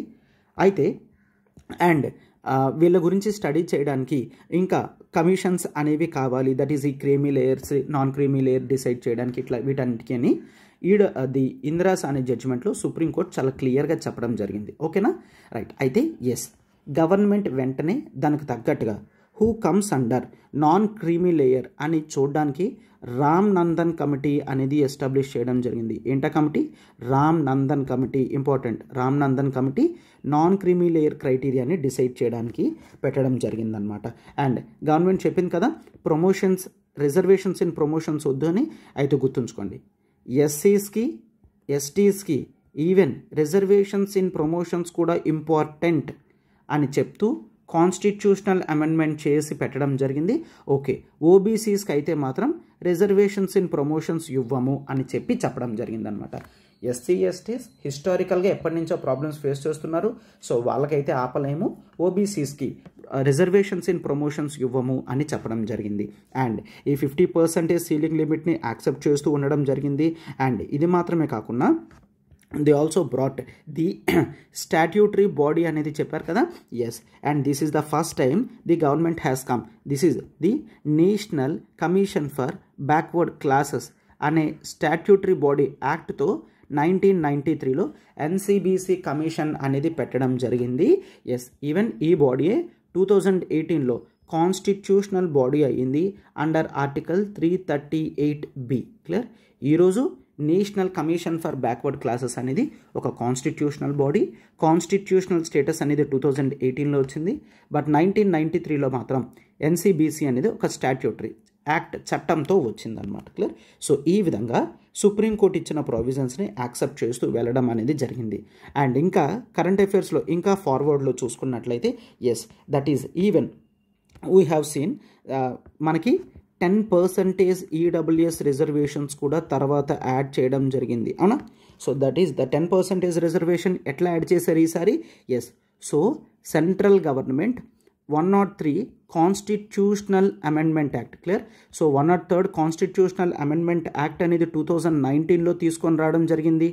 సో 2019 నుంచి 10% ఈడబ్ల్యూఎస్ రిజర్వేషన్ అనేది తీసుకొచ్చారు. అయితే మీకు ఇక్కడ డౌట్ ఉంటుంది, సార్ మరి నరసింహారావు గవర్నమెంట్ ఉన్నప్పుడు ఎందుకు క్యాన్సిల్ చేశారు, ఇప్పుడు ఎందుకు క్యాన్సిల్ చేయలేదు? ఇప్పుడు ఎందుకు క్యాన్సిల్ చేయలేదంటే దట్ ఈస్ వెరీ క్లియర్. గుర్తుంచుకోండి, నరసింహారావు గవర్నమెంట్ ఉన్నప్పుడు కేవలం ఒక ఎగ్జిక్యూటివ్ ఆర్డర్ మాత్రమే, సో దానికి ఎటువంటి స్టేటస్ లేదు అని చెప్పి దాన్ని క్యాన్సిల్ చేయడం జరిగింది. ఇప్పుడు ఇక్కడ గవర్నమెంట్ అఫీషియల్గా కాన్స్టిట్యూషన్లోనే చేంజ్ చేసి 103 కాన్స్టిట్యూషనల్ అమెండ్మెంట్ యాక్ట్ అనేది తీసుకొని రావడం జరిగింది. అండ్ నరసింహారావు గవర్నమెంట్లో 10% అవుట్ రైట్ అని చెప్పారు. దీంట్లో అప్ టు 10% అంటే స్టేట్లో పాపులేషన్ బేసిస్ మీద అప్ టు 10% రిజర్వేషన్స్ అనేవి ఇవ్వచ్చు అని చెప్పడం జరిగిందనమాట. ఓకేనా? So that is the simple reason. ఇక్కడ కాన్స్టిట్యూషనల్ అమెండ్మెంట్ చేసి పెట్టడం జరిగింది కాబట్టి సుప్రీంకోర్టులో దీని మీద కేసెస్ వేసినా సరే దీన్ని క్యాన్సిల్ చేయలేదన్నమాట. రైట్?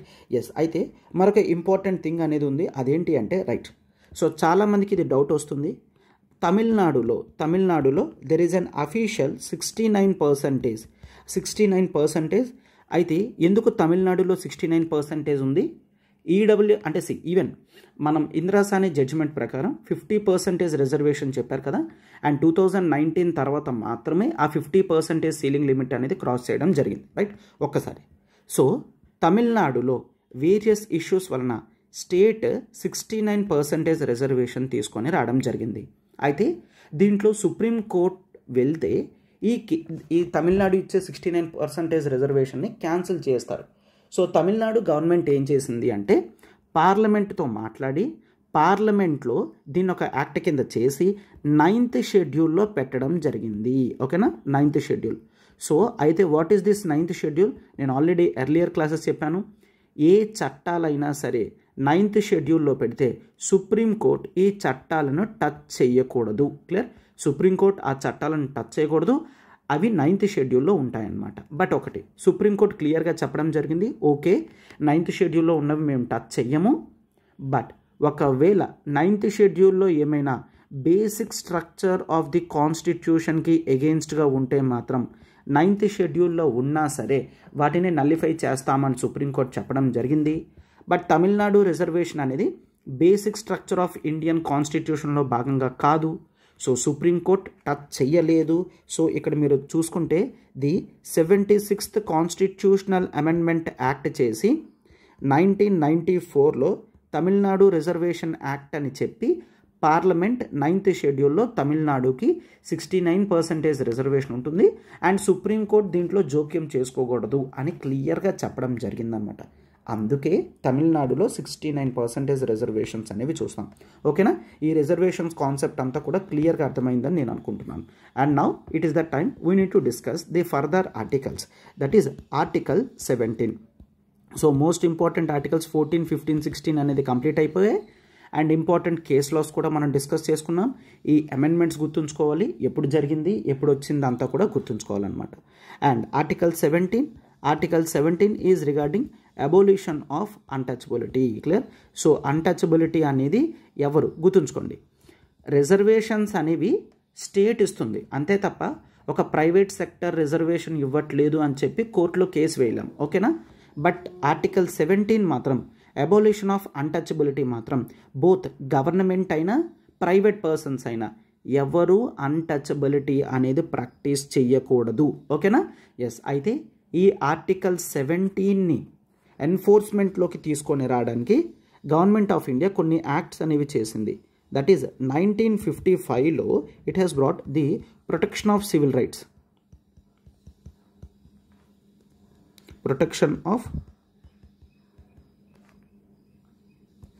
దట్ ఈస్ 1955లో ది అన్టచబిలిటీ ఆఫెన్సెస్ యాక్ట్. ఎవరైనా అన్టచబిలిటీ చేస్తే దాన్ని ఆఫెన్స్ కింద తీసుకుంటామని అన్టచబిలిటీ ఆఫెన్సెస్ యాక్ట్. తర్వాత దీన్ని నేమ్ అనేది చేంజ్ చేయడం జరిగింది 1976లో, that as the protection of civil rights. ఓకేనా? సో ఇనీషియల్గా ఉన్నది that is untouchability offences act, తర్వాత protection of civil rights act అనేది తీసుకొని రావడం జరిగిందనమాట. రైట్? ఎస్. సో దీంతో ఎవరు కూడా అన్టచబిలిటీ ప్రాక్టీస్ చేయకూడదు. అన్టచబిలిటీ ప్రాక్టీస్ చేస్తే మాత్రం వాళ్ళకి శిక్ష అనేది తప్పదు అని చెప్పడం జరిగిందనమాట. Right? Yes. Even this is very clear. Various cases, that is the people's union for democratic rights కేసులో సుప్రీంకోర్టు చెప్పడం జరిగింది ఆర్టికల్ 17 అనేది గవర్నమెంట్కి అగెయిన్స్ట్గా మాత్రమే కాదు ప్రైవేట్ పీపుల్కి అగెయిన్స్ట్గా కూడా ఉంటుంది అని. అండ్ వాట్ ఈజ్ అన్టచబిలిటీ అంటే మద్రాస్ హైకోర్టు క్లియర్గా చెప్పడం జరిగింది. కాన్స్టిట్యూషన్లో అఫ్కోర్స్ అన్టచబిలిటీ అంటే ఏంటో మెన్షన్ చేయలేదు, బట్ హిస్టారికల్గా ఏదైతే ప్రాక్టీస్ చేశారో దాన్ని అన్టచబిలిటీ అని అంటాము. లిటరల్ మీనింగ్ ఆఫ్ అన్టచబిలిటీ కాదు, హిస్టారికల్గా ప్రాక్టీస్ ఏదైతే ఉందో దాన్ని అన్టచబిలిటీ అంటాము అని చెప్పడం జరిగింది. So this is article 17.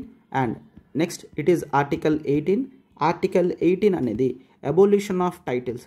ఎవరు కూడా ఎటువంటి టైటిల్స్ని హోల్డ్ చేయకూడదు.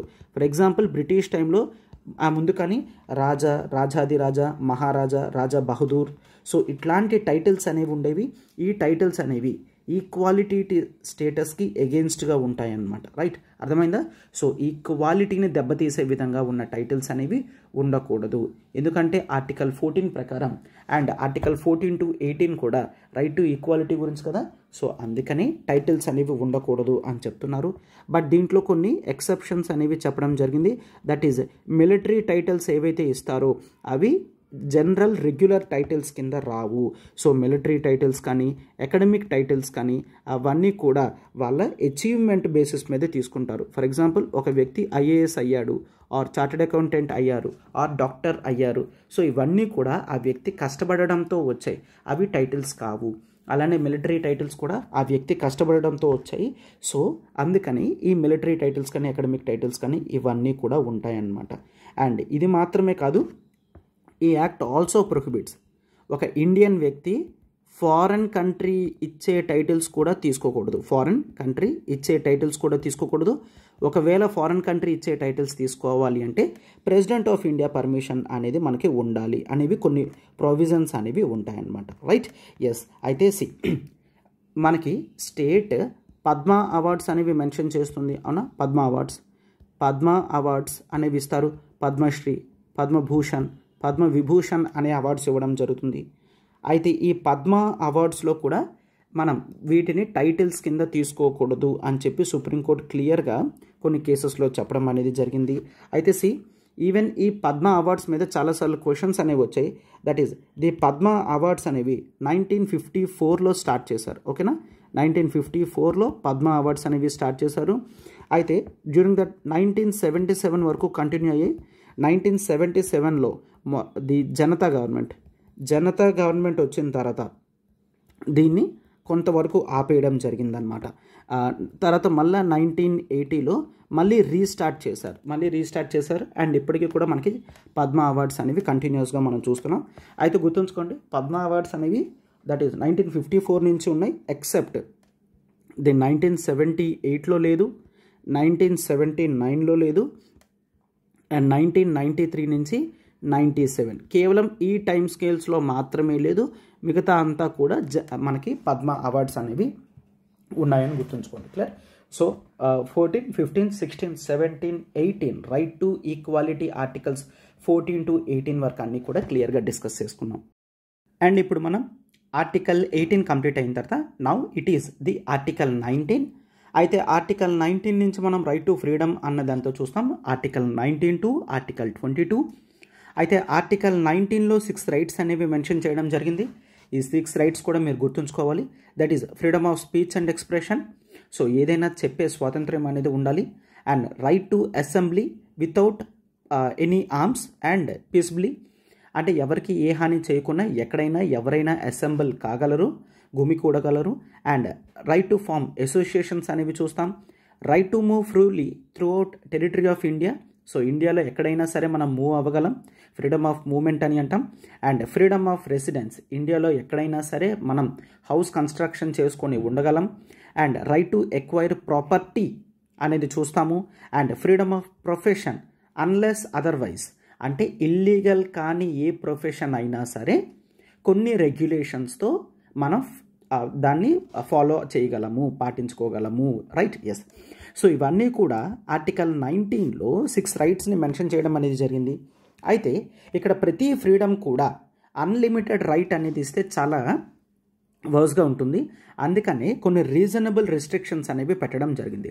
For example, let's take freedom of speech and expression అనేది ఉంది.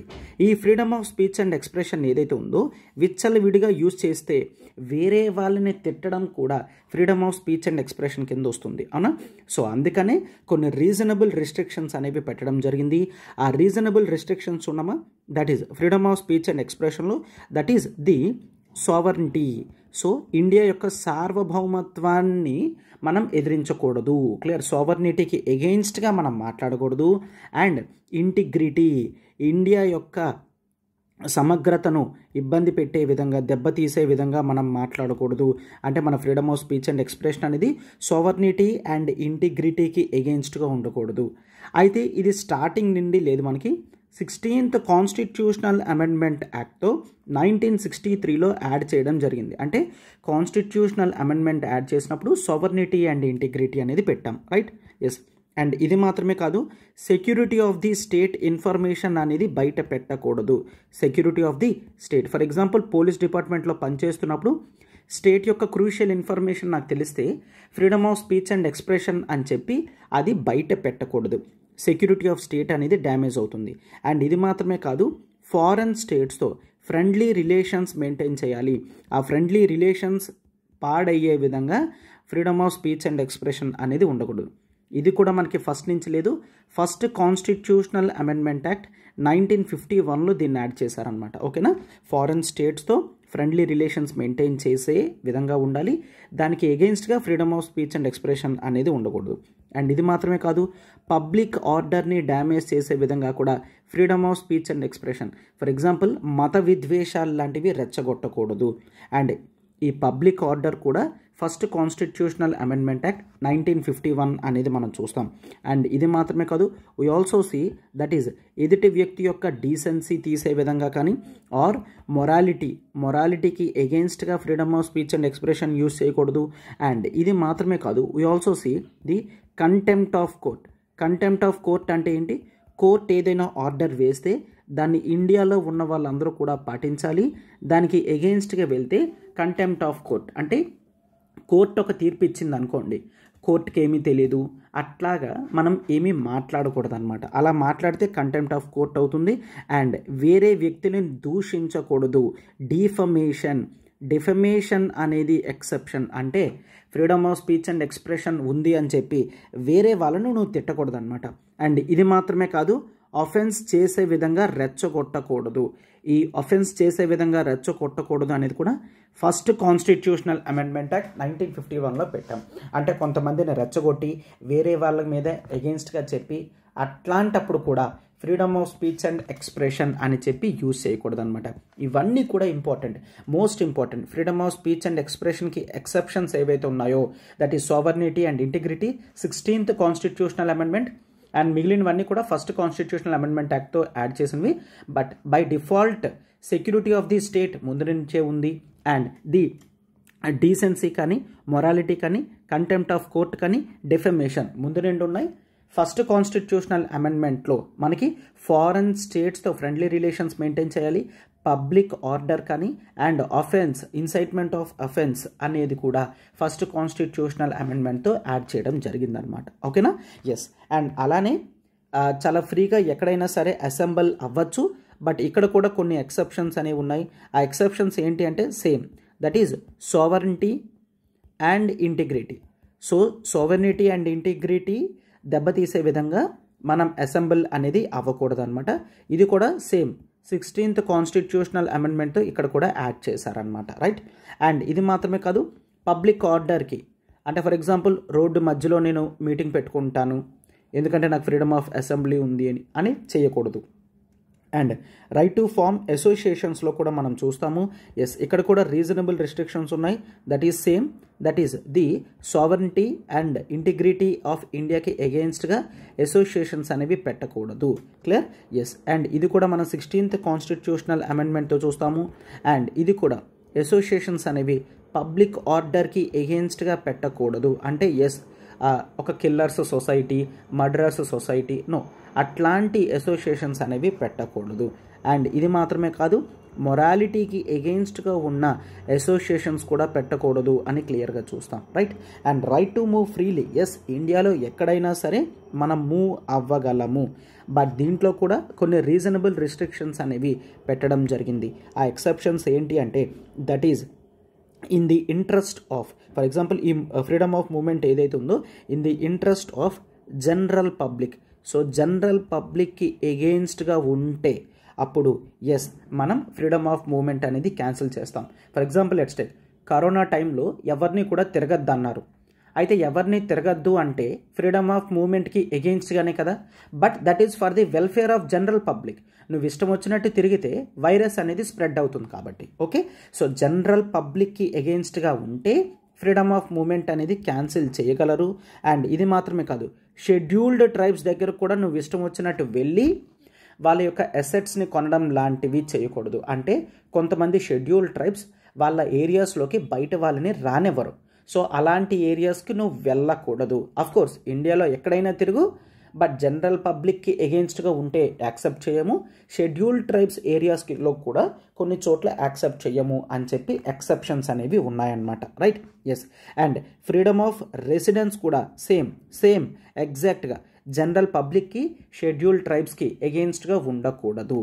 And right to acquire property అనేది ముందుండేది, తర్వాత దీన్ని తీసేశారు. అంటే ఈరోజు రైట్ టు ప్రాపర్టీ అనేది ఆర్టికల్ 31 తీసేశారు కదా, అలానే ఆర్టికల్ 19లో ఉన్న క్లాజ్ 1లో సబ్ క్లాజ్ ఎఫ్ని కూడా తీసేశారు through 44th constitutional amendment act 1978లో అనమాట. Right, 44th constitutional amendment act 1978లో తీసేశారు. అండ్ ఫ్రీడమ్ ఆఫ్ ప్రొఫెషన్ అనేది కూడా ఉంది. ఎస్, దట్ ఈస్ దీంట్లో కూడా ఎక్సెప్షన్స్ అనేవి ఉన్నాయి. Same in the interest of general public, that is freedom of profession అని చెప్పి నేను డ్రగ్స్ అమ్ముతాను అంటే no, it is against to the state and general public. అవునా? ఎస్. బట్ ఇక్కడ చాలా క్లియర్గా చెప్పడం జరిగింది, దట్ ఈస్ కొన్ని ప్రొఫెషన్స్లో టెక్నికల్ క్వాలిఫికేషన్స్ కావాలంటే మెయింటైన్ చేయగలరు. అంటే ఏంటి? నీకు అసలు ఎటువంటి ఎడ్యుకేషన్ లేకున్నా నేను డాక్టర్ అవుతాను, నో, నువ్వు డాక్టర్ అవ్వాలంటే నీకు ఒక టెక్నికల్ క్వాలిఫికేషన్ అనేది ఉండాలి.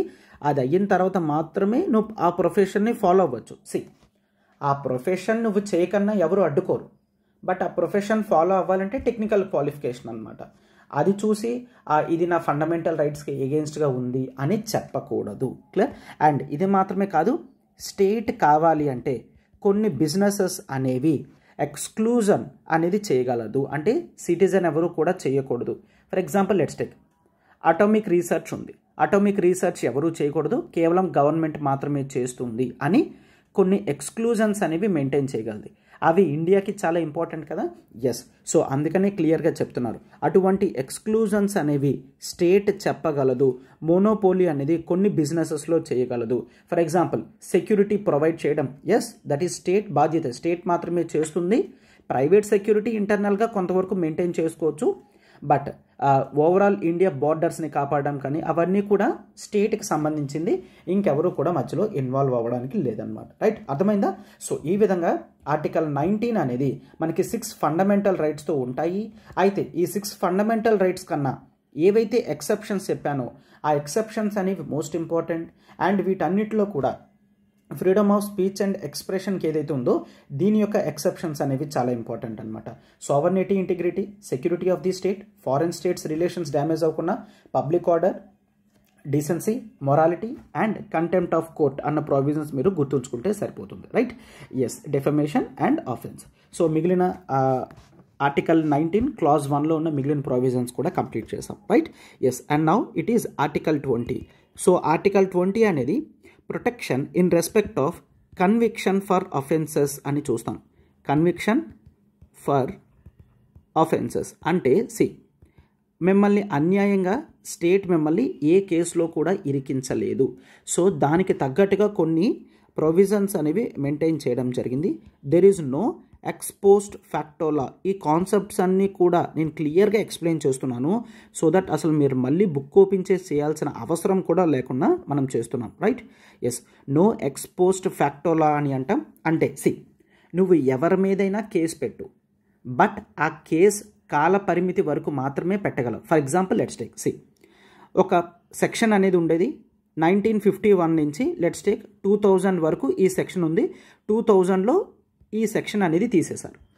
అయితే ఈ సెక్షన్ ప్రకారం ఏ వ్యక్తికైనా సరే 5 years జైలు శిక్ష అనేది పెట్టగలరు. Let's take example. రైట్, అయితే 2012లో నువ్వు ఈ సెక్షన్ మీద ఒక వ్యక్తిని 5 సంవత్సరాలు జైల్లో పెట్టలేవు. ఎందుకు? Yes, no ex post ఫ్యాక్టోలా.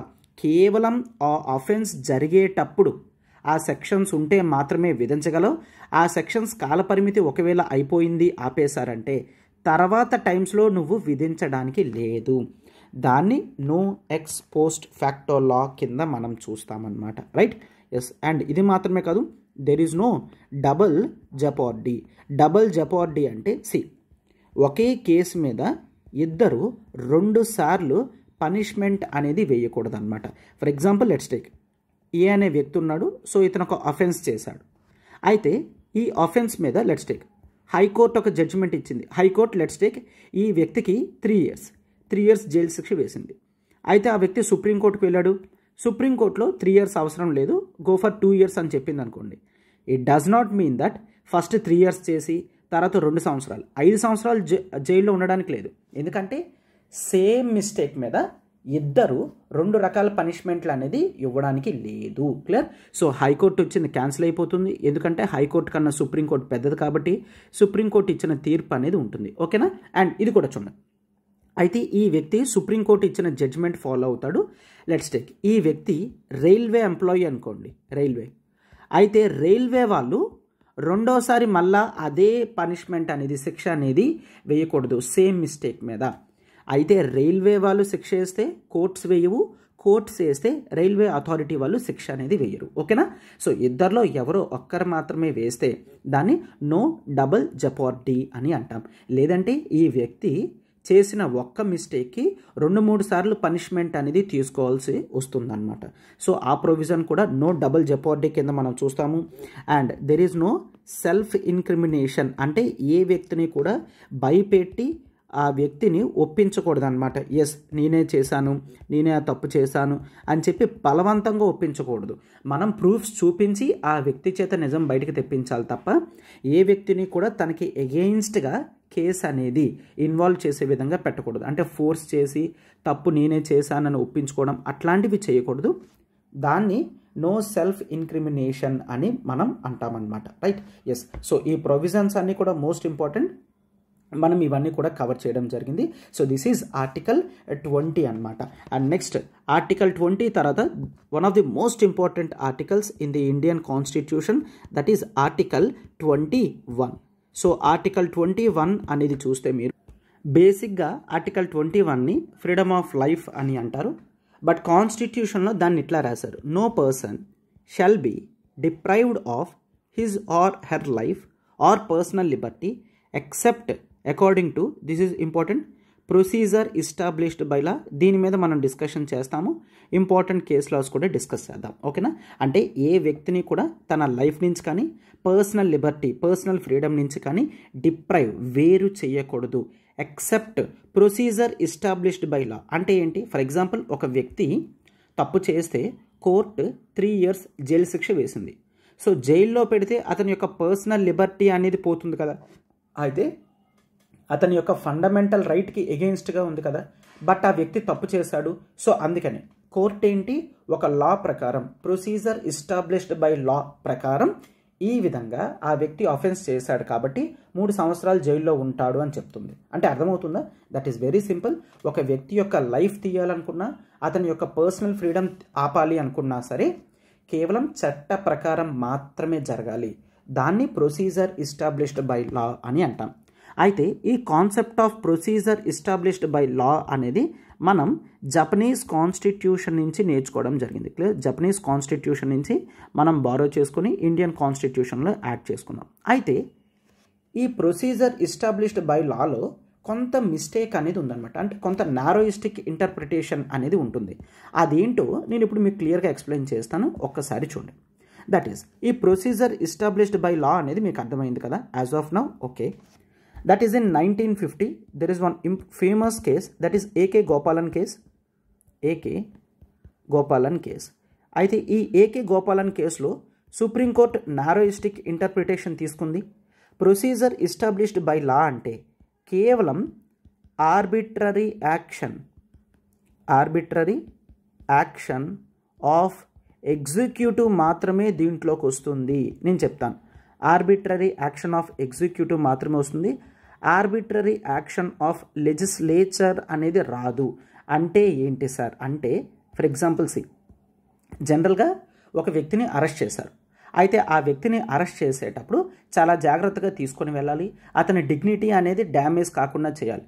అంతే తప్ప పోలీస్ జీప్ ఏదైతే ఉంటుందో ఆ పోలీస్ జీప్కి అతను కట్టి ఆ వెనక అతను పరిగెట్టించుకొని తీసుకొని వెళ్ళడం కానీ అట్లాంటివి డిగ్నిటీ ఆఫ్ ఇండివిజువల్కి ఎగెన్స్ట్గా వెళ్తుంది. అంటే అర్థమవుతుందా?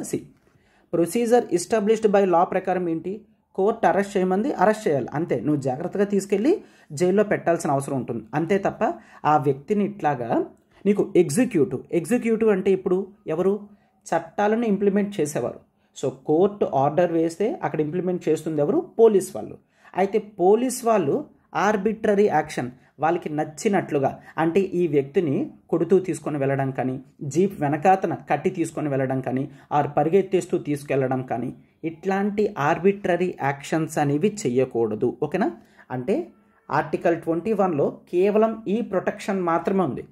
బట్ లెజిస్లేచర్లో చట్టమే అలా చేసి ఉంచారనుకోండి, ఏ వ్యక్తినైనా సరే 5 సంవత్సరాలు దాటి శిక్ష అనేది పడిందంటే ఆ వ్యక్తిని ఖచ్చితంగా జీప్ వెనకాతన కట్టే తీసుకొని వెళ్ళాలి అని చట్టంలో రాసుందనుకోండి, కోర్టు దాన్ని ఏం చేయలేదు. ఓకేనా? అంటే ఎప్పుడైనా సరే పనిష్మెంట్ ఇచ్చేటప్పుడు రీజనబుల్గా ఉండాలి. ఇట్లాగా ఆ వ్యక్తిని డిగ్నిటీ ఆఫ్ ది ఇండివిజువల్ అనేది డ్యామేజ్ అయ్యే విధంగా ఉండకూడదు. అంతేనా? సో కోర్టు ఏమని చెప్పడం జరిగింది ఏకే గోపాలన్ కేసులో, ఆర్బిట్రరీ ఎగ్జిక్యూటివ్ యాక్షన్కి మాత్రమే ప్రొటెక్షన్ వస్తుంది. ఒకవేళ లెజిస్లేచర్లో అలా రాశారంటే దానికి ప్రొటెక్షన్ రాదు, చట్టం ఏం చెప్తే అది చేసుకొని వెళ్ళిపోవాలి అంతే అని చెప్పడం జరిగిందనమాట. బట్ అయితే ద సేమ్ కేస్ అనేది నెక్స్ట్ మనం చూసుకుంటే ఇది రివర్స్ జడ్జిమెంట్ అనేది జరిగింది డ్యూరింగ్ 1978. 1978లో there is one famous case, that is the Maneka Gandhi case. Clear? Maneka Gandhi case. అయితే ఈ మేనకా గాంధీ కేసులో సుప్రీంకోర్టు ఏమని చెప్పడం జరిగిందంటే, ప్రొసీజర్ ఎస్టాబ్లిష్డ్ బై లా మాత్రమే కాదు, లెజిస్లేచర్ కూడా ఫెయిర్గా ఉండాలి. క్లియర్? లెజిస్లేచర్ కూడా ఫెయిర్గా ఉండాలి. ఈ ఫెయిర్ అన్న ముక్కని యాడ్ చేయడం జరిగిందనమాట. Clear? So procedure established by లా మాత్రమే కాదు, లెజిస్లేచర్ కూడా ఫెయిర్గా ఉండాలి, లెజిస్లేచర్ కూడా రీజనబుల్గా ఉండాలి, అండ్ లెజిస్లేచర్ కూడా జస్ట్ ఉండాలి అని చెప్పడం జరిగింది. అంటే నువ్వు ఏ శిక్ష వేసినా సరే అది జైల్లోనే విధించాలి తప్ప తీసుకెళ్తున్నప్పుడు జీప్ వెనక అతను కట్టడం కానీ, కొట్టుతూ తీసుకొని వెళ్ళడం కానీ, క్లియర్, ఇట్లాగా చెయ్యకూడదు. చట్టం కూడా ఫెయిర్గానే ఉండాలి, చట్టం కూడా రీజనబుల్గానే ఉండాలి అని చెప్పి చెప్పడం జరిగింది. So procedure established by law plus fair, reasonable, just వీటన్నిటినీ కలిపితే డ్యూ ప్రాసెస్ ఆఫ్ లా అని అంటాం. Clear? Due process of law. Due process of law అనేది ప్రొసీజర్ ఎస్టాబ్లిష్డ్ బై లా కన్నా పెద్దదన్నమాట. Procedure established by law plus fairness రెండు కలిపితే due process of లా వస్తుంది. ఈ డ్యూ ప్రాసెస్ ఆఫ్ లా అనేది యునైటెడ్ స్టేట్స్ ఆఫ్ అమెరికన్ కాన్స్టిట్యూషన్లో మనం చూస్తాం. ఓకేనా? సో ఈ విధంగా article 21 that is freedom of లైఫ్లో ప్రొసీజర్ ఎస్టాబ్లిష్డ్ బై లాతో పాటు ఈరోజు ఫెయిర్నెస్ కూడా మనం చూస్తాము. క్లియర్? అంటే చట్టం తయారు చేసేటప్పుడు కూడా ప్రజల యొక్క మొరాలిటీకి ఎగెన్స్ట్గా ఉన్న, కొన్ని ప్రిన్సిపల్స్కి ఎగెన్స్ట్గా ఉన్న అది చెల్లుబాటులోకి రాదన్నమాట. అది ఆర్టికల్ 21లో మనం చూస్తాం. సో ఫ్రీడమ్ ఆఫ్ లైఫ్లో చాలా కేసెస్ అనేవి ఉన్నాయి. ప్రతి ఒక్క వ్యక్తి కూడా డిగ్నిటీతో బతకాలి, ప్రైవసీ అనేది ఉండాలి, షెల్టర్ అనేది ఉండాలి, హెల్త్ అనేది ఉండాలి. ఇట్లాంటివన్నీ కూడా ఆర్టికల్ 21లో చూస్తాము. సో ఆర్టికల్ 21 అనేది బేసిక్గా చాలా పెద్ద రైట్ కింద మనం చూస్తాం. Right? Yes. And next article 21 తర్వాత article 21A. Article 21A. Article 21A అనేది right to education. Right to education అయితే కాన్స్టిట్యూషన్ ఉన్నప్పటి నుంచి ఇది లేదు. తర్వాత దీన్ని కాన్స్టిట్యూషనల్ అమెండ్మెంట్ చేసి ఎడ్యుకేషన్ అనేది యాడ్ చేయడం జరిగింది. That is through 86th constitutional amendment act 2002 నుంచి దీన్ని యాడ్ చేశారనమాట. So right to education for all అనేది చేరుకోవాలి, ఇండియా ఎడ్యుకేషన్తో ఉండాలి అని చెప్పి దీన్ని ఒక ఫండమెంటల్ రైట్గానే పెట్టారు. So the persons of 6 to 14 years, ఎవరైతే 6 to 14 years ఉన్నారో వాళ్ళందరికీ కూడా ఫ్రీ అండ్ కంపల్సరీ ఎడ్యుకేషన్ అనేది స్టేట్ ప్రొవైడ్ చేస్తుంది. అది స్టేట్ బాధ్యత అన్నమాట. సో ఆ బాధ్యత అనేది కంపల్సరీగా స్టేట్ ఫాలో అవ్వాలని చెప్పి కాన్స్టిట్యూషనల్ అమెండ్మెంట్ చేసి ఫండమెంటల్ రైట్స్ దగ్గర పెట్టడం అనేది జరిగిందనమాట. Right? So this is article 21A important. And next this is next article 22. Article 22 that is protection against arrest and detention అని చూస్తాం. That is protection against arrest and detention. So కొన్నిసార్లు ఏం జరుగుతుంది అంటే పవర్ చేతుల్లో ఉందని ఎగ్జిక్యూటివ్ వాళ్ళు పవర్ని చేతుల్లోకి తీసుకొని యూజ్ చేయడం అనేది జరుగుతుంది. అప్పుడు సమాజ ప్రజల యొక్క వాళ్ళ యొక్క ఫండమెంటల్ రైట్స్ అనేవి దెబ్బతింటాయి. అందుకనే ఆర్టికల్ 22 ఏం చెప్పింది అంటే ప్రొటెక్షన్ అగెయిన్స్ట్ అరెస్ట్. అంటే అర్థం ఏంటి? నువ్వు ఒక వ్యక్తిని అరెస్ట్ చేస్తే కొన్ని కండిషన్స్ అనేవి సాటిస్ఫై చేయాల్సి ఉంటుంది. ఆ వ్యక్తిని ఎందుకు అరెస్ట్ చేస్తున్నావో ఆ గ్రౌండ్స్ ఆఫ్ అరెస్ట్ అనేది ఆ వ్యక్తికి చెప్పాల్సిన అవసరం ఉంటుంది. అండ్ అరెస్ట్ చేసిన తర్వాత 24 గంటల లోపల 24 అవర్స్లో నియరెస్ట్ జ్యుడిషియల్ మ్యాజిస్ట్రేట్ దగ్గర ప్రొడ్యూస్ చేయాల్సి ఉంటుంది. ఆ 24 అవర్స్ కూడా ఎక్స్క్లూడింగ్ ఆఫ్ ట్రావెలింగ్ టైం తీసుకోకూడదు. ట్రావెలింగ్ టైం తీసేసి 24 అవర్స్ లోపల ఉండాలన్నమాట. రైట్? ఎస్. అంటే ట్రావెలింగ్ అనేది చాలా డిస్టెన్స్లో ఉండొచ్చు, ఒక పల్లెటూరులో ఉండొచ్చు, వాళ్ళు దగ్గరలో ఉన్న కోర్టుకు వెళ్ళేసరికి ఒక 4-5 అవర్స్ అనేది పట్టచ్చు. అవునా? సో అందుకనే ఆ కండిషన్స్లో 24 hours excluding the travelling time అని చెప్పడం జరిగింది. సో 24 అవర్స్ కన్నా నువ్వు ఎక్కువ జైల్లో ఉంచడానికి లేదు. అండ్ 24 అవర్స్ దాటిన తర్వాత ఎప్పుడైతే కోర్టులో ప్రొడ్యూస్ చేస్తావో కోర్టు ఒకవేళ వదిలేయమంటే అతన్ని నువ్వు వెంటనే రిలీజ్ చేయాల్సిన అవసరం ఉంటుంది. క్లియర్? అండ్ ఇది మాత్రమే కాదు, ఆ వ్యక్తి తన యొక్క లాయర్తో మాట్లాడుకోవడానికి ఛాన్స్ అనేది ఇవ్వాలన్నమాట. క్లియర్? ఆ వ్యక్తి తన యొక్క లాయర్తో మాట్లాడుకోవడానికి ఛాన్స్ అనేది ఇవ్వాలి పోలీస్ వాళ్ళు. సో ఈ విధంగా అరెస్ట్ చేసినా సరే ఈ రైట్స్ అనేవి ప్రజలకి వస్తాయి. Then what about detention? Arrest అనేది ఒక మిస్టేక్, అఫెన్స్ జరిగిన తర్వాత చేసేది అరెస్ట్. డిటెన్షన్ అనేది ఆ వ్యక్తి తప్పు చేస్తాడు ఏమో అని చేసేది డిటెన్షన్. అందుకే దీన్ని ప్రివెంటివ్ డిటెన్షన్ అని అంటాం. అమ్మో ఈ వ్యక్తి చాలా డేంజర్, ఈ వ్యక్తి ఇప్పుడు ఇక్కడ ఉంటే మర్డర్ చేసే ఛాన్స్ ఉంది అనుకుంటే ఆ వ్యక్తిని డిటెన్షన్ చేస్తారు. క్లియర్? ఆ వ్యక్తిని వేరేగా తీసుకెళ్ళి ఒక దగ్గర ఉంచడం జరుగుతుంది. దాన్ని ప్రివెంటివ్ డిటెన్షన్ అని అంటాం అన్నమాట. క్లియర్? దీన్ని ప్రివెంటివ్ డిటెన్షన్ అని అంటాము. సో ఈ ప్రివెంటివ్ డిటెన్షన్లో కొన్ని కండిషన్స్ ఉన్నాయి. లైక్ ఫర్ ఎగ్జాంపుల్ ఒకప్పుడు మనం చూసుకుంటే ఇప్పటికీ ఉంది నేషనల్ సెక్యూరిటీస్ యాక్ట్. అంటే ఇండియా యొక్క సెక్యూరిటీగా ఎగెయిన్స్ట్గా ఎవరైనా వర్క్ చేస్తున్నారంటే ఆ వ్యక్తుల్ని స్టేట్ ప్రివెంటివ్ డిటెన్షన్ అనేది చేయగలదన్నమాట. రైట్? ఎస్. సో ఒకప్పుడు so many laws internal security maintain చేయడానికి కానీ ప్రివెంటివ్ డిటెన్షన్ యాక్ట్స్ అనేవి చాలా వరకు తీసుకొని రావడం జరిగిందనమాట. రైట్? ఏ వ్యక్తి అయినా సరే ఒకవేళ తప్పు చేస్తాడు ఏమో అనుకొని అరెస్ట్ చేస్తే అది ప్రివెంటివ్ డిటెన్షన్లో భాగంగా మనం చూస్తాం. ఓకేనా?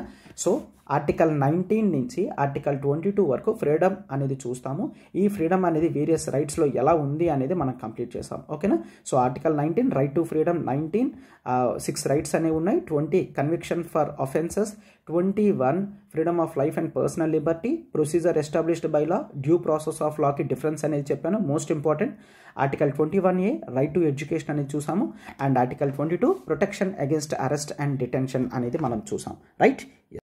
అండ్ నెక్స్ట్ మనం ఆర్టికల్ 23 నుంచి డిస్కస్ చేద్దాం.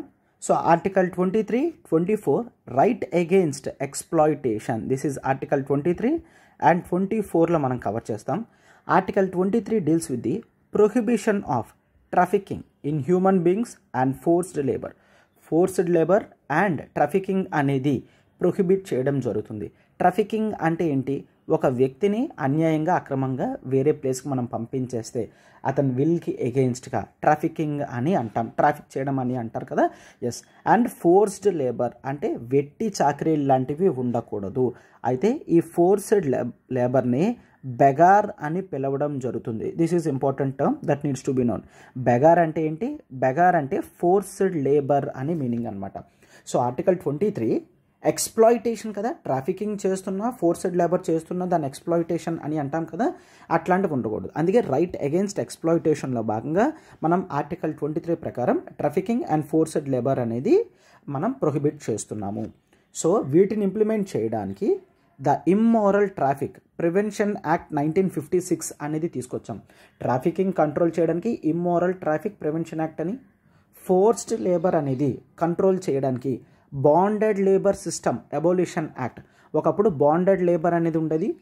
సో ఒక వ్యక్తి తన తరతరాలుగా ఒక ల్యాండ్కి బానిసలా ఉండడం జరుగుతుంది, దాన్ని బాండెడ్ లేబర్ అంటాం. అటువంటి బాండెడ్ లేబర్ అబోలిషన్ యాక్ట్ అనేది 1976లో తీసుకొచ్చారు. అండ్ కష్టపడిన ప్రతి ఒక్కరికి కూడా మినిమం వేజెస్ అనేవి రావాలి అన్నట్టు మినిమం వేజెస్ యాక్ట్ 1948 తీసుకొచ్చారు. అండ్ ఈక్వల్ రెమ్యూనరేషన్ యాక్ట్ అనేది తీసుకొచ్చారు 1976లో. ఈక్వల్ రెమ్యూనరేషన్ ప్రకారం మేల్స్కి ఫీమేల్స్కి ఈక్వల్గా శాలరీస్ అనేవి ఇవ్వడం అనమాట. Right. So this is about the article 23. అయితే ఈ ఆర్టికల్ 23లో ఈవెన్ ఒకప్పుడు ఉండే దేవదాసి సిస్టమ్ కానీ అండ్ కంప్లీట్ స్లేవరీ కానీ ఇట్లాంటివన్నీ కూడా ప్రొహిబిట్ చేయడం జరిగింది. 23 తర్వాత 24 చూస్తాం. That is the prohibition of employment of children in factories. So ఫ్యాక్టరీస్లో చిల్డ్రన్ యొక్క ఎంప్లాయ్మెంట్ అనేది ప్రొహిబిట్ చేయడం జరిగింది. సో అయితే ఇక్కడ చాలా క్లియర్గా చూస్తాం. ఆర్టికల్ 24 లెస్ దాన్ 14 ఇయర్స్ ఎవరైతే లెస్ దాన్ 14 ఇయర్స్ ఉంటారో వాళ్ళు కొన్ని ఫ్యాక్టరీస్లోని అండ్ మైనింగ్ ఇండస్ట్రీస్లో కానీ అండ్ మరికొన్ని హజార్డస్ అంటే డేంజరస్ అనమాట. సో హజార్డస్ ఫ్యాక్టరీస్లోని మైనింగ్ ఫ్యాక్టరీస్లోని అండ్ కొన్ని ఫ్యాక్టరీస్లో లెస్ దాన్ 14 ఇయర్స్ ఉన్న వాళ్ళు ఎటువంటి వర్క్ కూడా చేయకూడదు. క్లియర్. అంటే లైక్ హజార్డస్ యాక్టివిటీస్ అంటే రైల్వేస్ కానీ కన్స్ట్రక్షన్ వర్క్స్లో కానీ ఉండకూడదు అని చూస్తాం. రైట్. ఎస్. సో దీన్ని ఇంప్లిమెంట్ చేయడానికి child labour prohibition and regulation act అనేది తీసుకొచ్చారు. ఈ యాక్ట్ అనేది 1986లో తీసుకొని రావడం అనేది జరిగింది. అయితే ఈ యాక్ట్కి అమెండ్మెంట్ కూడా చేయడం జరిగింది. ఈ అమెండ్మెంట్ యాక్ట్ ఏమో 2016లో చూస్తాం మనం. Clear. So the child labour prohibition and regulation amendment act అనేది తీసుకొని రావడం జరిగింది 2016లో. అయితే కంప్లీట్గా లెస్ దాన్ 14 ఇయర్స్ ఎవరైతే ఉంటారో వాళ్ళని ఇక్కడెక్కడా కూడా ఉండకూడదని చూస్తాం. బట్ అఫ్ కోర్స్ చిన్న ఎక్సెప్షన్ అనేది ఉంది. ఒకవేళ కొన్ని రియాలిటీ షోస్లో మాత్రం చిల్డ్రన్కి ఛాన్స్ ఇవ్వడానికి, రియాలిటీ షోస్లో చిల్డ్రన్ చేస్తే అది ఎంప్లాయ్మెంట్ ఇన్ ఫ్యాక్టరీ కింద కన్సిడర్ చెయ్యరు అని అఫీషియల్గా చెప్పడం జరిగిందనమాట. రైట్. ఎస్. అండ్ చైల్డ్ యొక్క రైట్స్ని ప్రొటెక్ట్ చేయడానికి commission for protection of child rights అనే బాడీని కూడా పెట్టడం జరిగింది. దానికి స్టాట్యూటరీ స్టేటస్ ఇచ్చారు 2005. క్లియర్. అండ్ ఇది మాత్రమే కాదు 1996లో కూడా సుప్రీం కోర్ట్ ఒక ఫండ్ అనేది క్రియేట్ చేయడం జరిగింది. That is the child labour rehabilitation. అంటే ఎవరైతే చిల్డ్రన్ అబ్యూజ్కి గురయ్యారో వాళ్ళకి సైకలాజికల్గా పైకి తీసుకొని వచ్చి రీహాబిలిటేషన్ చేసి వాళ్ళని వెల్ఫేర్గా చూసుకోవడానికి child labour rehabilitation welfare fund అనేది క్రియేట్ చెయ్యాలి అని చెప్పి ఎవరు చెప్పారు? సుప్రీంకోర్టు చెప్పింది. దానికి తగ్గట్టుగా గవర్నమెంట్ ఆఫ్ ఇండియా ఇటువంటి child labour rehabilitation and welfare fund అనేది క్రియేట్ చేయడం అనేది జరిగిందనమాట. Right. Yes. So completely child labour అనేది అబాలిష్ చేయడం గవర్నమెంట్ బాధ్యత. సార్ మరి ఇప్పటికీ కూడా ఉంటున్నాయి కదా? ఎస్, ఇప్పటికీ కూడా ఏవైతే మనం చూస్తున్నామో అవి ఇల్లీగల్గానే మెయింటైన్ చేయడం జరుగుతుంది. అఫీషియల్గా అయితే ఎవరు మెయింటైన్ చేయకూడదు. This is about article 23 and 24 right against exploitation అని మనం చూస్తాం. And next it is the right to freedom of religion. And next fundamental rights ఏవైతే ఉంటాయో ఇవన్నీ కూడా రిలీజియన్కి సంబంధించింది. అంటే దీంతో రిలీజియన్ ప్రమోషన్ మాత్రమే కాదు, సెక్యులరిజం భారతదేశం అనేది దట్ ఈజ్ ఈ ప్రతి రిలీజియన్కి కూడా ఈక్వల్ రెస్పెక్ట్ ఇస్తుంది అని చెప్పడానికి ఈ ఫండమెంటల్ రైట్స్ అనేవి ఉన్నాయి. For example if you take that is article 25 నుంచి మనం చూస్తాం. ఆర్టికల్ 25 ప్రకారం వీ హ్యావ్ సర్టైన్ ఫ్రీడమ్స్. అవన్నీ కూడా రిలీజన్లోనే. That is freedom of conscience. Freedom of conscience అంటే ఏంటి? నీ మనసులో నీ ఆత్మ నిజంగా ఎవరినైతే రిలీజియన్గా భావిస్తుందో, గాడ్ కింద భావిస్తుందో అది నువ్వే నిర్ణయించుకో. ఎవ్వరు కూడా నీకు ఫోర్స్ చేయరు. That is freedom of conscience. Clear. Conscience అంటే మన ఆత్మ అని చెప్పుకుంటాం కదా. సో ఆ ఫ్రీడమ్ ఆఫ్ కన్సైన్స్ అనేది ఉంటుంది. అండ్ ప్రతి ఒక్కరూ కూడా వాళ్ళ రిలీజియన్ని వాళ్ళు చెప్పుకోగలరు. దాన్ని రైట్ టు ప్రొఫెస్. సో నా రిలీజియన్ ఇది, నా మతం ఇది అని చెప్పుకోవచ్చు, ప్రమోట్ కూడా చేసుకోవచ్చు అని చెప్తున్నారనమాట. క్లియర్. వాళ్ళ రిలీజియన్ని ఫ్రీగా వాళ్ళు చెప్పుకోగలరు. అండ్ ఇది మాత్రమే కాదు, వాళ్ళ రిలీజియస్ ప్రాక్టీసెస్ ఏవైతే ఉంటాయో వాటిని వాళ్ళు హ్యాపీగా ఫాలో అవ్వగలరు అని చూస్తాం. మా రిలీజియన్లో ఈ విధమైన కస్టమరీ ప్రాక్టీసెస్ ఉంటాయి అని అంటే ఎస్, వాళ్ళు స్వేచ్ఛగా ఆ కస్టమరీ ప్రాక్టీసెస్ అనేవి ఫాలో అవ్వగలరు. రైట్ టు ప్రాక్టీసెస్ అని చూస్తాం. అండ్ ఇది మాత్రమే కాదు, that is the right to propagate. Right to propagate అనేది కూడా చూస్తాము. అంటే వాళ్ళ రిలీజియన్ని వాళ్ళ మతాన్ని వాళ్ళు స్ప్రెడ్ చేసుకోగలరు. Right to propagate. ఇవి ఆర్టికల్ 25లో చూస్తాం. Freedom of conscience, right to profess, right to practice and right to propagate. అయితే ఇక్కడెక్కడా కూడా ఫోర్స్ అనేది ఉండకూడదు అని చెప్తున్నారు. ఒకవేళ ఫోర్స్ ఉంది అంటే అప్పుడు ఫ్రీడమ్ ఆఫ్ రిలీజియన్ అనేది వర్తించదు. నువ్వు ఎవరినో ఒప్పించి తీసుకోవచ్చు, కానీ నొప్పించి ఫోర్స్ఫుల్గా ఎవరిని రిలీజియన్ అనేది మార్చే విధంగా ట్రై చేయకూడదు అనమాట. రైట్. ఎస్, ఇది బోత్ సిటిజన్కి నాన్ సిటిజన్కి కూడా వర్తిస్తుంది అని మనం చూస్తాం. రైట్. ఎస్, అండ్ ఇది మాత్రమే కాదు, ఒక్కసారి ఆర్టికల్ 25 ప్రకారం ద డెఫినేషన్ ఆఫ్ హిందూ అనేది క్లియర్గా చెప్పడం జరిగింది. దట్ ఈజ్ ఇక్కడ ఎక్కడైతే హిందూ అని యూజ్ చేస్తున్నామో ఈ కాంటెక్స్లో హిందూస్తో పాటు Sikh, Jain and Buddhist, so ఇవన్నీ కూడా కవర్ అవుతాయి అని చెప్పడం జరిగింది. రైట్. ఆర్టికల్ 25 ప్రకారం it is clearly said that ఇవన్నీ కూడా మనం సిక్, జైన్, బుద్ధిస్ట్ ఈ 3 రిలీజియన్స్ కూడా హిందూస్ అన్న టర్మ్ దగ్గరే చూస్తాము అని చెప్తున్నారు అనమాట. రైట్. సో హిందూస్ అని రిఫర్ చేస్తే వీళ్ళందరూ కూడా వస్తారు అని meaning. So this is article 25. And next article 26. Article 26 ప్రకారం freedom to manage religious affairs అని చూస్తాం. Freedom to manage religious affairs. So religious affairs ఏమున్నా, రిలీజియస్ ఇష్యూస్ ఏమున్నా సరే అది ఎవరంతట వాళ్ళు ఓన్ డెసిషన్స్ అనేవి తీసుకోవచ్చు. సో స్టేట్ ఏ విధమైన ఆంక్షలు అనేది పెట్టదు అని చెప్పడం freedom to manage the religious affairs అనేది చూస్తాం. సో రిలీజియస్ కానీ చారిటబుల్ పర్పజెస్ మీద ఇన్స్టిట్యూషన్స్ పెట్టగలం. ఆ చారిటీస్ యొక్క ఫంక్షన్స్ ఏముంటాయో చెప్పగలం. ఆ చారిటీస్ పేరు మీద కొన్ని ఆస్తులు అనేవి కొనగలం. రైట్. ఇట్లాంటివన్నీ కూడా freedom to manage religious affairs కింద మనం చూస్తామన్నమాట. దిస్ ఈజ్ అండర్ ఆర్టికల్ 26 అనేది చూస్తాం. అండ్ ఈ ఫ్రీడమ్ ఆఫ్ రిలీజియన్లో ఆర్టికల్ 27 ప్రకారం freedom from taxation. Clear. So నువ్వు ఒక రిలీజియన్ పాటిస్తున్నందుకు ఎటువంటి ట్యాక్స్ కూడా కట్టాల్సిన అవసరం లేదు.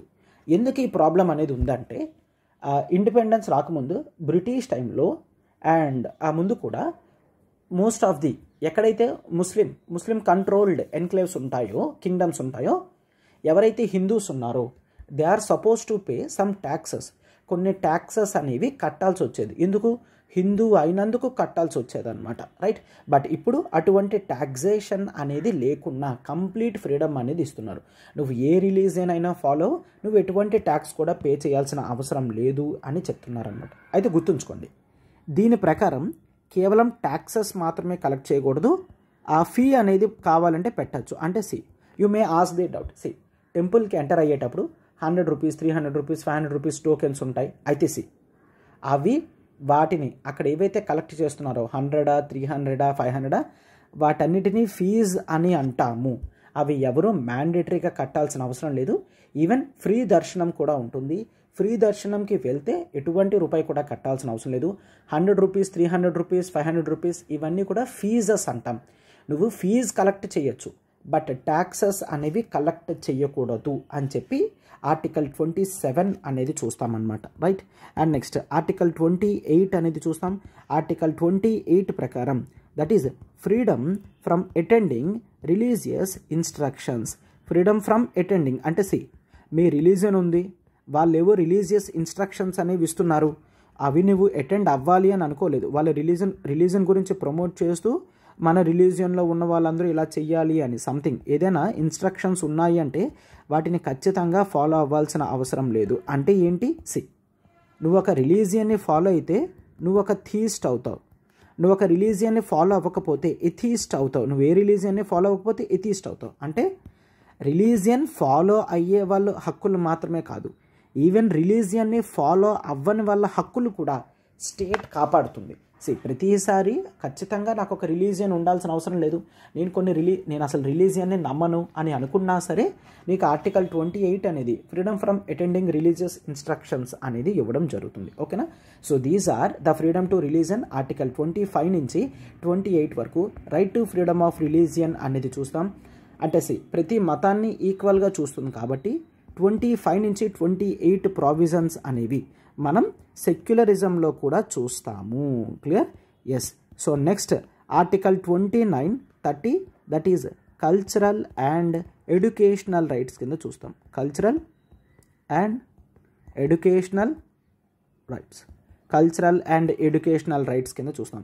So what are these cultural and educational rights? So article 29 అనేది చూస్తే మనకు అర్థమవుతుంది.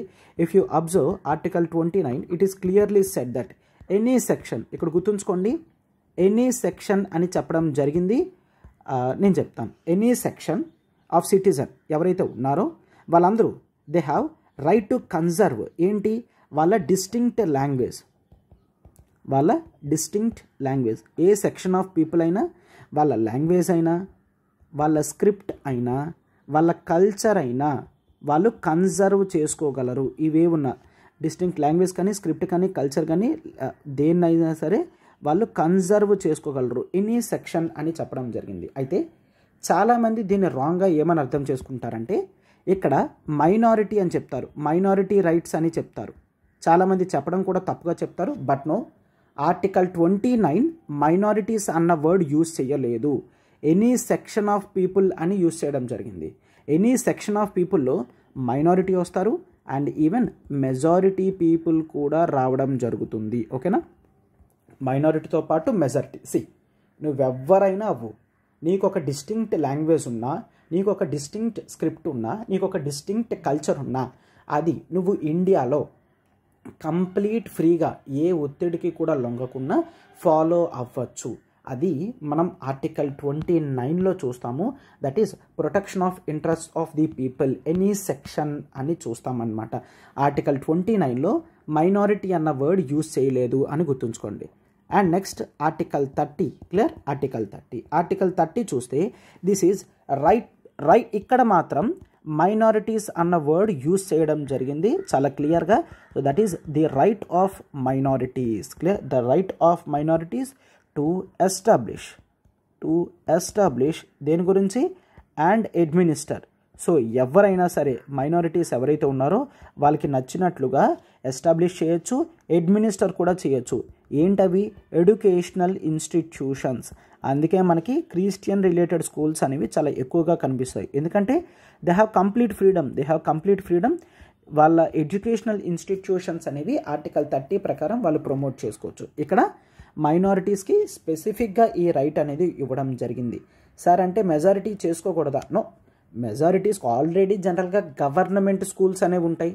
సో సపరేట్గా మెజారిటీస్ ఏం చేయాల్సిన అవసరం లేదు. అంటే గవర్నమెంట్ స్కూల్లో ఎవరైనా వెళ్ళచ్చు. బట్ ఇక్కడ మైనారిటీస్ రైట్స్ని మెన్షన్ చేస్తూ వాళ్ళు కూడా కొన్ని ఎడ్యుకేషనల్ ఇన్స్టిట్యూషన్స్ పెట్టుకోవచ్చు అన్న ఫ్రీడమ్ అనేది ఆర్టికల్ 30 ఇవ్వడం జరిగింది. బట్ ఇక్కడ మనకి ఎగ్జామినేషన్ పాయింట్ ఆఫ్ వ్యూలో ఇంపార్టెంట్ ఏంటి అంటే ఆర్టికల్ 29లో మైనారిటీ అన్న వర్డ్ యూజ్ చేయలేదు. సో బౌత్ మైనారిటీ అండ్ మెజారిటీ వస్తుంది. ఆర్టికల్ 30లో మాత్రం మైనారిటీ అన్న వర్డ్ యూజ్ చేయడం జరిగింది. అంటే ఇది స్పెసిఫిక్గా మైనారిటీస్ గురించి ఇదంతా కూడా చెప్పడం జరిగింది అని మనం చూస్తాం. ఓకేనా, right. So this is article 29, 30. These come under cultural and educational rights. So article 29 అనేది కల్చరల్ రైట్ అని చూస్తాము అండ్ ఆర్టికల్ 30 అనేది ఎడ్యుకేషనల్ రైట్ అని చూస్తాం. Right, yes. అండ్ ఆర్టికల్ 29, 30 తర్వాత we need to go to article 31, clear. But article 31 ఏమైంది? Now article 31 అనేది మనం ఆల్రెడీ చూసాము, రైట్ టు ప్రాపర్టీ. దీన్ని ఈరోజు ఆర్టికల్ 300A కింద నార్మల్ ఆర్డినరీ రైట్ కింద మార్చేశారు under 44th constitutional amendment act 1978 అనేది మనం చూస్తాం. Right, yes. అయితే ఆర్టికల్ 31 లేకపోయినా we have the other articles. So అవి కూడా ఇప్పుడు కంప్లీట్ చేద్దాం. చూడండి, that is article 31A, 31B, 31C అనేవి ఉన్నాయి. సో ఆర్టికల్ 31 నుంచి మీరు ఇక్కడ క్లియర్గా చూడండి, దీస్ ఆర్ ఆర్టికల్ 31A కానీ, 31B కానీ, 31C కానీ, ఇవన్నీ కూడా ఎక్సెప్షన్స్ టు ఫండమెంటల్ రైట్స్. ఏంటి sir exceptions to fundamental rights అంటే ఇక్కడ మనం చూస్తాం.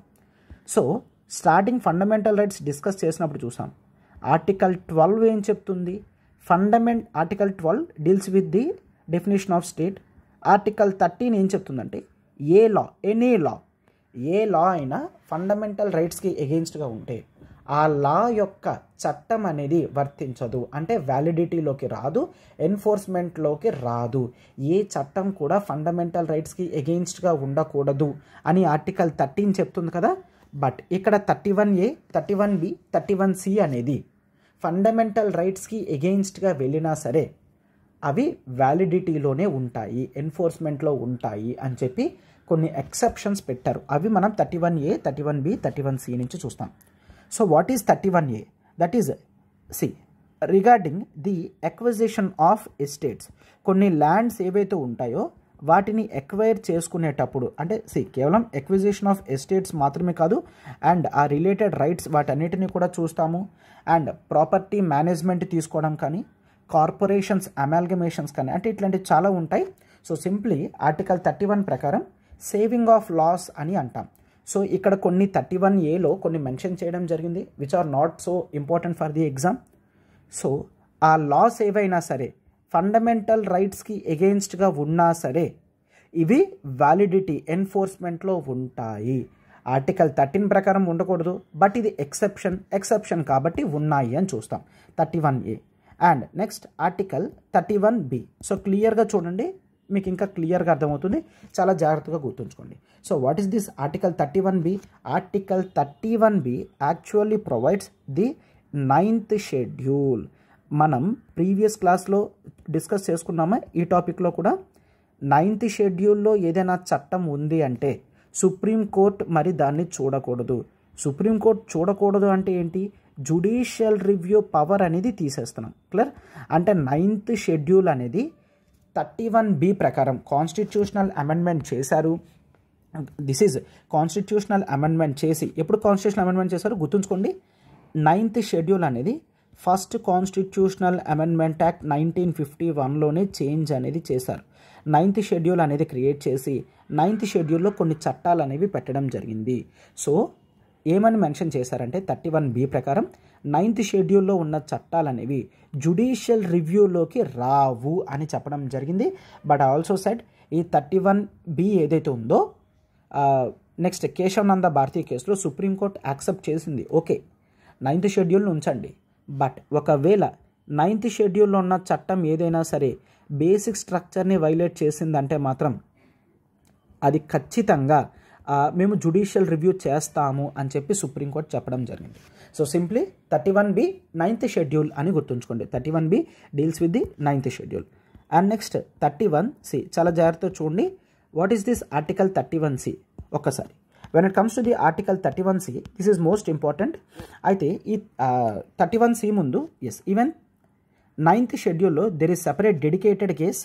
సో ఆ 9th షెడ్యూల్ కేసు కూడా ఎక్కడ చెప్తున్నాను, that is the IR Coelho case. ఎప్పుడైనా ఎగ్జామ్లో 9th షెడ్యూల్ కేసు అంటే అది ఐఆర్ కొయిలో కేసు ఏం లేదు. సింప్లీ సుప్రీంకోర్టు 9th షెడ్యూల్ని యాక్సెప్ట్ చేస్తూ 9th షెడ్యూల్లో ఉన్న జనరల్ కేసెస్ని అవుట్ ఆఫ్ జుడిషియల్ రివ్యూలో ఉంటుంది అని యాక్సెప్ట్ చేస్తూ, బట్ బేసిక్ స్ట్రక్చర్ని డిస్టర్బ్ చేస్తే మాత్రం చూస్తాము అని రిఐటరేట్ చేయడం జరిగింది.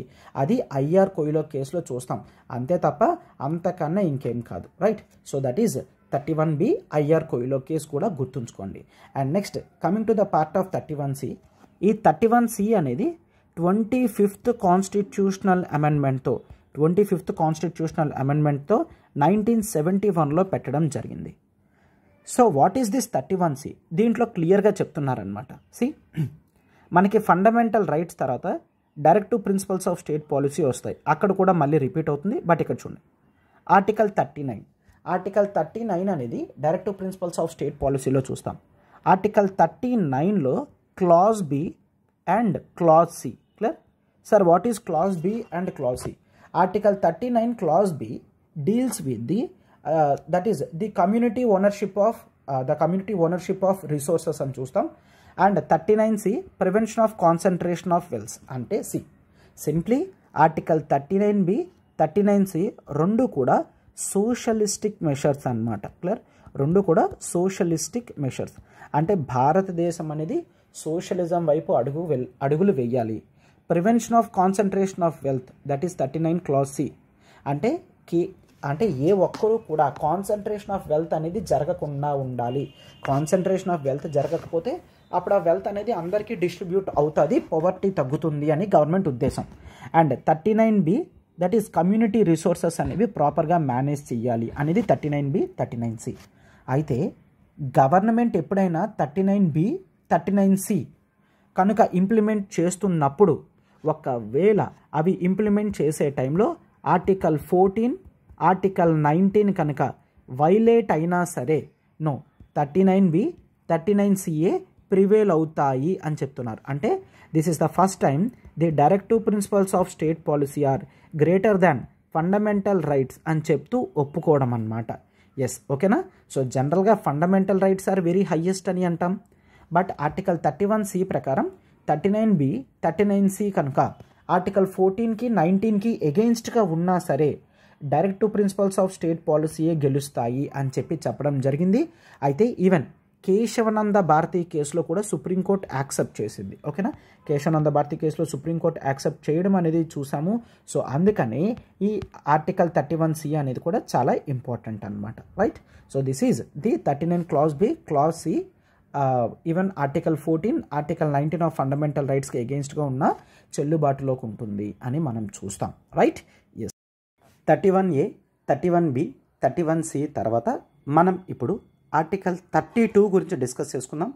ఆర్టికల్ 32 అనేది కూడా చాలా చాలా చాలా ఇంపార్టెంట్ ఆర్టికల్ ఇది. సో అయితే అంబేద్కర్ గారు కూడా article 32 is the most important article and this is the heart of constitution అని చెప్పడం జరిగింది. ఎందుకు అలా చెప్తున్నారంటే మనకి ఉన్న రైట్స్ అన్నిట్లో కూడా మోస్ట్ ఇంపార్టెంట్ ఫండమెంటల్ రైట్స్, అవునా. సో ఈవెన్ ఈ ప్రాథమిక హక్కులను సైతం చాలా జాగ్రత్తగా కాపాడేది ఆర్టికల్ 32. సో అందుకనే అంబేద్కర్ గారు హయ్యెస్ట్ ఇంపార్టెన్స్ అనేది ఆర్టికల్ 32కి ఇవ్వడం జరిగింది. That is the right to constitutional remedies అని చెప్తాం. కాన్స్టిట్యూషనల్ రెమిడీస్ అంటే ఏంటి? ఉన్న ఫండమెంటల్ రైట్స్లో స్టేట్ ఎప్పుడైనా సరే ఆర్బిట్రరీగా యూజ్ చేస్తే వెంటనే మన ఫండమెంటల్ రైట్స్ మనం తిరిగి సంపాదించుకోవడానికి కోర్టు దగ్గరికి వెళ్ళగలము. దాన్నే కాన్స్టిట్యూషనల్ రెమిడీస్ అని అంటాం. ఓకేనా. సో అయితే ఇక్కడ మనకి కాన్స్టిట్యూషనల్ రెమిడీస్ గురించి చూస్తున్నప్పుడు కేవలం ఆర్టికల్ 32 మాత్రమే కాదు, మరొక ఆర్టికల్ కూడా డిస్కస్ చేసుకుంటాం. That is article 226. సార్ ఏంటి 226 అంటే? ఆర్టికల్ 32 ప్రకారం మీ ఫండమెంటల్ రైట్స్ వైలేట్ అయితే సుప్రీం కోర్టుకి మీరు అప్రోచ్ అవ్వగలరు. అలానే మీ ఫండమెంటల్ రైట్స్ వైలేట్ అయితే 226 ప్రకారం హైకోర్టుకు కూడా అప్రోచ్ అవ్వగలరు. ఇట్ ఈస్ నాట్ దట్ ప్రతి ఒక్కరూ సుప్రీంకోర్టుకు వెళ్ళలేరు కదా, అందుకే కొంతమంది హైకోర్టుకు కూడా వెళ్ళి ఫండమెంటల్ రైట్స్ ఎన్ఫోర్స్మెంట్ అనేది తెచ్చుకుంటారు. సో ఆర్టికల్ 226 అనేది హైకోర్టులో, ఆర్టికల్ 32 అనేది సుప్రీంకోర్టులో చూస్తామన్నమాట. రైట్. ఎస్. అయితే ఇక్కడ సుప్రీంకోర్టు అనేది ఫండమెంటల్ రైట్స్ని ఖచ్చితంగా ఎన్ఫోర్స్మెంట్ అయ్యే విధంగా చూసుకుంటుంది. ఓకేనా. ఎస్. సో దీన్ని మనం చాలా క్లియర్గా చూస్తాం ఆర్టికల్ 32. రైట్. ఎస్. అయితే ఈ ఆర్టికల్ 32లో సుప్రీంకోర్టుకున్న పవర్స్కి హైకోర్టుకున్న పవర్స్ అనేవి మనం డిఫరెన్స్ చూసుకుంటే article 32 it self is a fundamental right, but 226 అనేది ఫండమెంటల్ రైట్ కాదు, అవునా. అది మీరు గుర్తుంచుకోవాలి. ఎందుకంటే ఫండమెంటల్ రైట్స్ అనేవి 14 నుంచి 32 వరకు మాత్రమే చూస్తాము. అండ్ సుప్రీంకోర్టుకి ఇది ఫండమెంటల్ రైట్ కాబట్టి ఏ వ్యక్తి అయినా సరే ఫండమెంటల్ రైట్స్ని ఎన్ఫోర్స్మెంట్ చెయ్యండి అని చెప్పి సుప్రీంకోర్టు దగ్గరికి వెళ్తే సుప్రీంకోర్టు ఖచ్చితంగా తన పవర్ని యూజ్ చేయాలి. బట్ 226 అనేది ఒక ఆర్డినరీ రైట్ కాబట్టి హైకోర్టు చెప్పగలది, నో, దీంట్లో మీకు ఉపశమనం అనేది నేను ఇవ్వలేను అని చెప్పి హైకోర్టు ఆ కేసుని రిజెక్ట్ చేయగలదు. ఓకేనా. చేస్తుందా లేదా పక్కన పెడితే దాన్ని రిజెక్ట్ చేసే కెపాసిటీ హైకోర్టుకు ఉందని గుర్తుంచుకోండి. రైట్. ఎస్. అండ్ ఇది మాత్రమే కాదు, సుప్రీంకోర్టు కేవలం ఫండమెంటల్ రైట్స్ వైలేట్ అయితే మాత్రమే రెమిడీస్ అనేవి ఇష్యూ చేయగలదు. బట్ హైకోర్టు మాత్రం కేవలం ఫండమెంటల్ రైట్స్ మాత్రమే కాదు, ఇంకా ఎనీ అదర్ రైట్స్, ఇంకే రైట్స్ అయినా సరే ఎన్ఫోర్స్మెంట్లోకి రావాలి ఆర్ మాకు ఎగెయిన్స్ట్గా యూజ్ చేస్తున్నారు అని చెప్తే అప్పుడు కూడా హైకోర్టుకి వెళ్ళగలము. సుప్రీంకోర్టు కేవలం ఫండమెంటల్ రైట్స్కి చూసుకుంటుంది, హైకోర్టు ఫండమెంటల్ రైట్స్తో పాటు ఇంకే రైట్నైనా సరే చూసుకుంటుంది అని చూస్తాం. సో అయితే ఈ కాన్స్టిట్యూషనల్ రెమిడీస్ అనేవి ఎలా తెచ్చుకుంటాము, ఎక్కడ తెచ్చుకుంటాం అనేది చూడండి. For example there are writs. వీటినే మనం రిట్స్ అని అంటాం. రిట్స్ ఇష్యూయింగ్ కెపాసిటీ అనమాట. కాన్స్టిట్యూషనల్ రెమెడీస్ అంటే సుప్రీంకోర్టుకి వెళ్తే సుప్రీంకోర్టు ఇప్పుడు నేను చెప్పే రిట్స్ని ఇష్యూ చేస్తుంది. ఈ రిట్స్ని ఇష్యూ చేయడం అంటే సుప్రీంకోర్టు జడ్జిమెంట్ ఇస్తున్నట్టు భావం అనమాట. ఫర్ ఎగ్జాంపుల్ ఫస్ట్ వన్ ఏంటి, హేబియస్ కార్పస్ అని అంటాం. హేబియస్ కార్పస్ అంటే to have the body of, అంటే మీనింగ్ ఏంటి, లెట్స్ టేక్ పోలీస్ వాళ్ళు ఒక వ్యక్తిని అరెస్ట్ చేశారు అని చెప్తుంటే వాళ్ళు మేము అరెస్ట్ చేయలేదు, మా దగ్గర లేరు అని చెప్తున్నారు. అయితే ఇప్పుడు వాళ్ళ ఫ్యామిలీకి సంబంధించిన వాళ్ళు ఎవరైనా సరే సుప్రీంకోర్టుకి వెళ్ళి సుప్రీంకోర్టు దగ్గర నుంచి హేబియస్ కార్పస్ అనే రిట్ పిటిషన్ తెచ్చుకుంటే పోలీస్ వాళ్ళు ఖచ్చితంగా ఆ వ్యక్తిని కోర్టు ముందు ప్రొడ్యూస్ చేయాల్సిందే. క్లియర్? సో అలా చేయకపోతే కంటెంప్ట్ ఆఫ్ కోర్ట్ అవుతుంది. అర్థమైందా? హేబియస్ కార్పస్ అంటే simply to have the body of. అయితే సుప్రీంకోర్టు క్లియర్గా చెప్పడం జరిగింది, హేబియస్ కార్పస్ అనేది కేవలం స్టేట్కి మాత్రమే కాదు, ఈవెన్ ప్రైవేట్ పర్సన్స్కి ఎగెయిన్స్ట్గా కూడా ఇవ్వచ్చు. For example let's take a అనే పర్సన్ బి అనే పర్సన్ని కిడ్నాప్ చేశాడు, అది క్లియర్గా తెలిసింది. అయితే కోర్టుకి వెళ్ళి ఏకి ఎగెయిన్స్ట్గా హేబియస్ కార్పస్ అనేది తెచ్చుకోగలం. ఏ ప్రైవేట్ వ్యక్తి అయినా సరే ఇతను ఒక వ్యక్తి యొక్క ఫండమెంటల్ రైట్స్ని, రైట్ టు లైఫ్ని హరిస్తున్నాడు కాబట్టి ఏకి ఎగెయిన్స్ట్గా హేబియస్ కార్పస్ రిట్ పిటిషన్ అనేది తెచ్చుకోగలం అన్నమాట. ఓకేనా? అయితే కేవలం కొన్ని కండిషన్స్లో తెచ్చుకోలేం. ఏంటి, ఒకవేళ పోలీస్ వాళ్ళు డిటెన్షన్, మనం చూసుకున్నాం కదా ఫండమెంటల్ రైట్ 22 ప్రకారం, that is arrest and detention అని. ఒకవేళ ఆ డిటెన్షన్ అనేది చట్ట ప్రకారం జరిగింది అనుకోండి, అప్పుడు హేబియస్ కార్పస్ అనేది సుప్రీంకోర్టు ఇష్యూ చేయదు. అండ్ డిటెన్షన్ కోర్టే చేయమన్నది అనుకోండి, అప్పుడు కూడా కోర్ట్ హేబియస్ కార్పస్ ఇష్యూ చేయదు. బట్ కొన్నిసార్లు చెప్పాను కదా, ఈ హేబియస్ కార్పస్ అనేది హైకోర్టు కూడా ఇష్యూ చేయగలదు. హైకోర్టు యొక్క జ్యూరిస్డిక్షన్ దాటి ఉంది అనుకోండి, అప్పుడు కూడా హైకోర్టు హేబియస్ కార్పస్ అనేది ఇష్యూ చేయలేదు. ఓకేనా? So these are the things that we generally see in habeas corpus. Habeas corpus తర్వాత ఇట్ ఈస్ ది మ్యాండమస్ అని చూస్తాం. So what is this mandamus? Mandamus అంటే లిటరల్లీ వీ కమాండ్ అని meaning. Clear? Mandamus అంటే we command అని meaning. What is this we command? అయితే ఇక్కడ ఒకవేళ ఏ గవర్నమెంట్ రిలేటెడ్ అఫీషియల్ అయినా పని చేయాల్సిన చోట పని చేయలేదు అనుకోండి, అప్పుడు సుప్రీంకోర్టు దగ్గర నుంచి ఈ ఆర్డర్ అనేది తెచ్చుకోవచ్చు. మ్యాండమస్ రిట్ పిటిషన్ తెచ్చుకుంటే ఆ వ్యక్తి ఖచ్చితంగా తను నిర్వర్తించాల్సిన బాధ్యతను నిర్వర్తిస్తాడు. ఓకేనా? అర్థమైందా? ఫర్ ఎగ్జాంపుల్ సింపుల్గా చెప్పాలంటే, సో ఆఫీస్ వాళ్ళు ఉన్నారు, మనకు ఒక సర్టిఫికేట్ ఇవ్వాలి, వాళ్ళు సర్టిఫికేట్ ఇవ్వట్లేదు.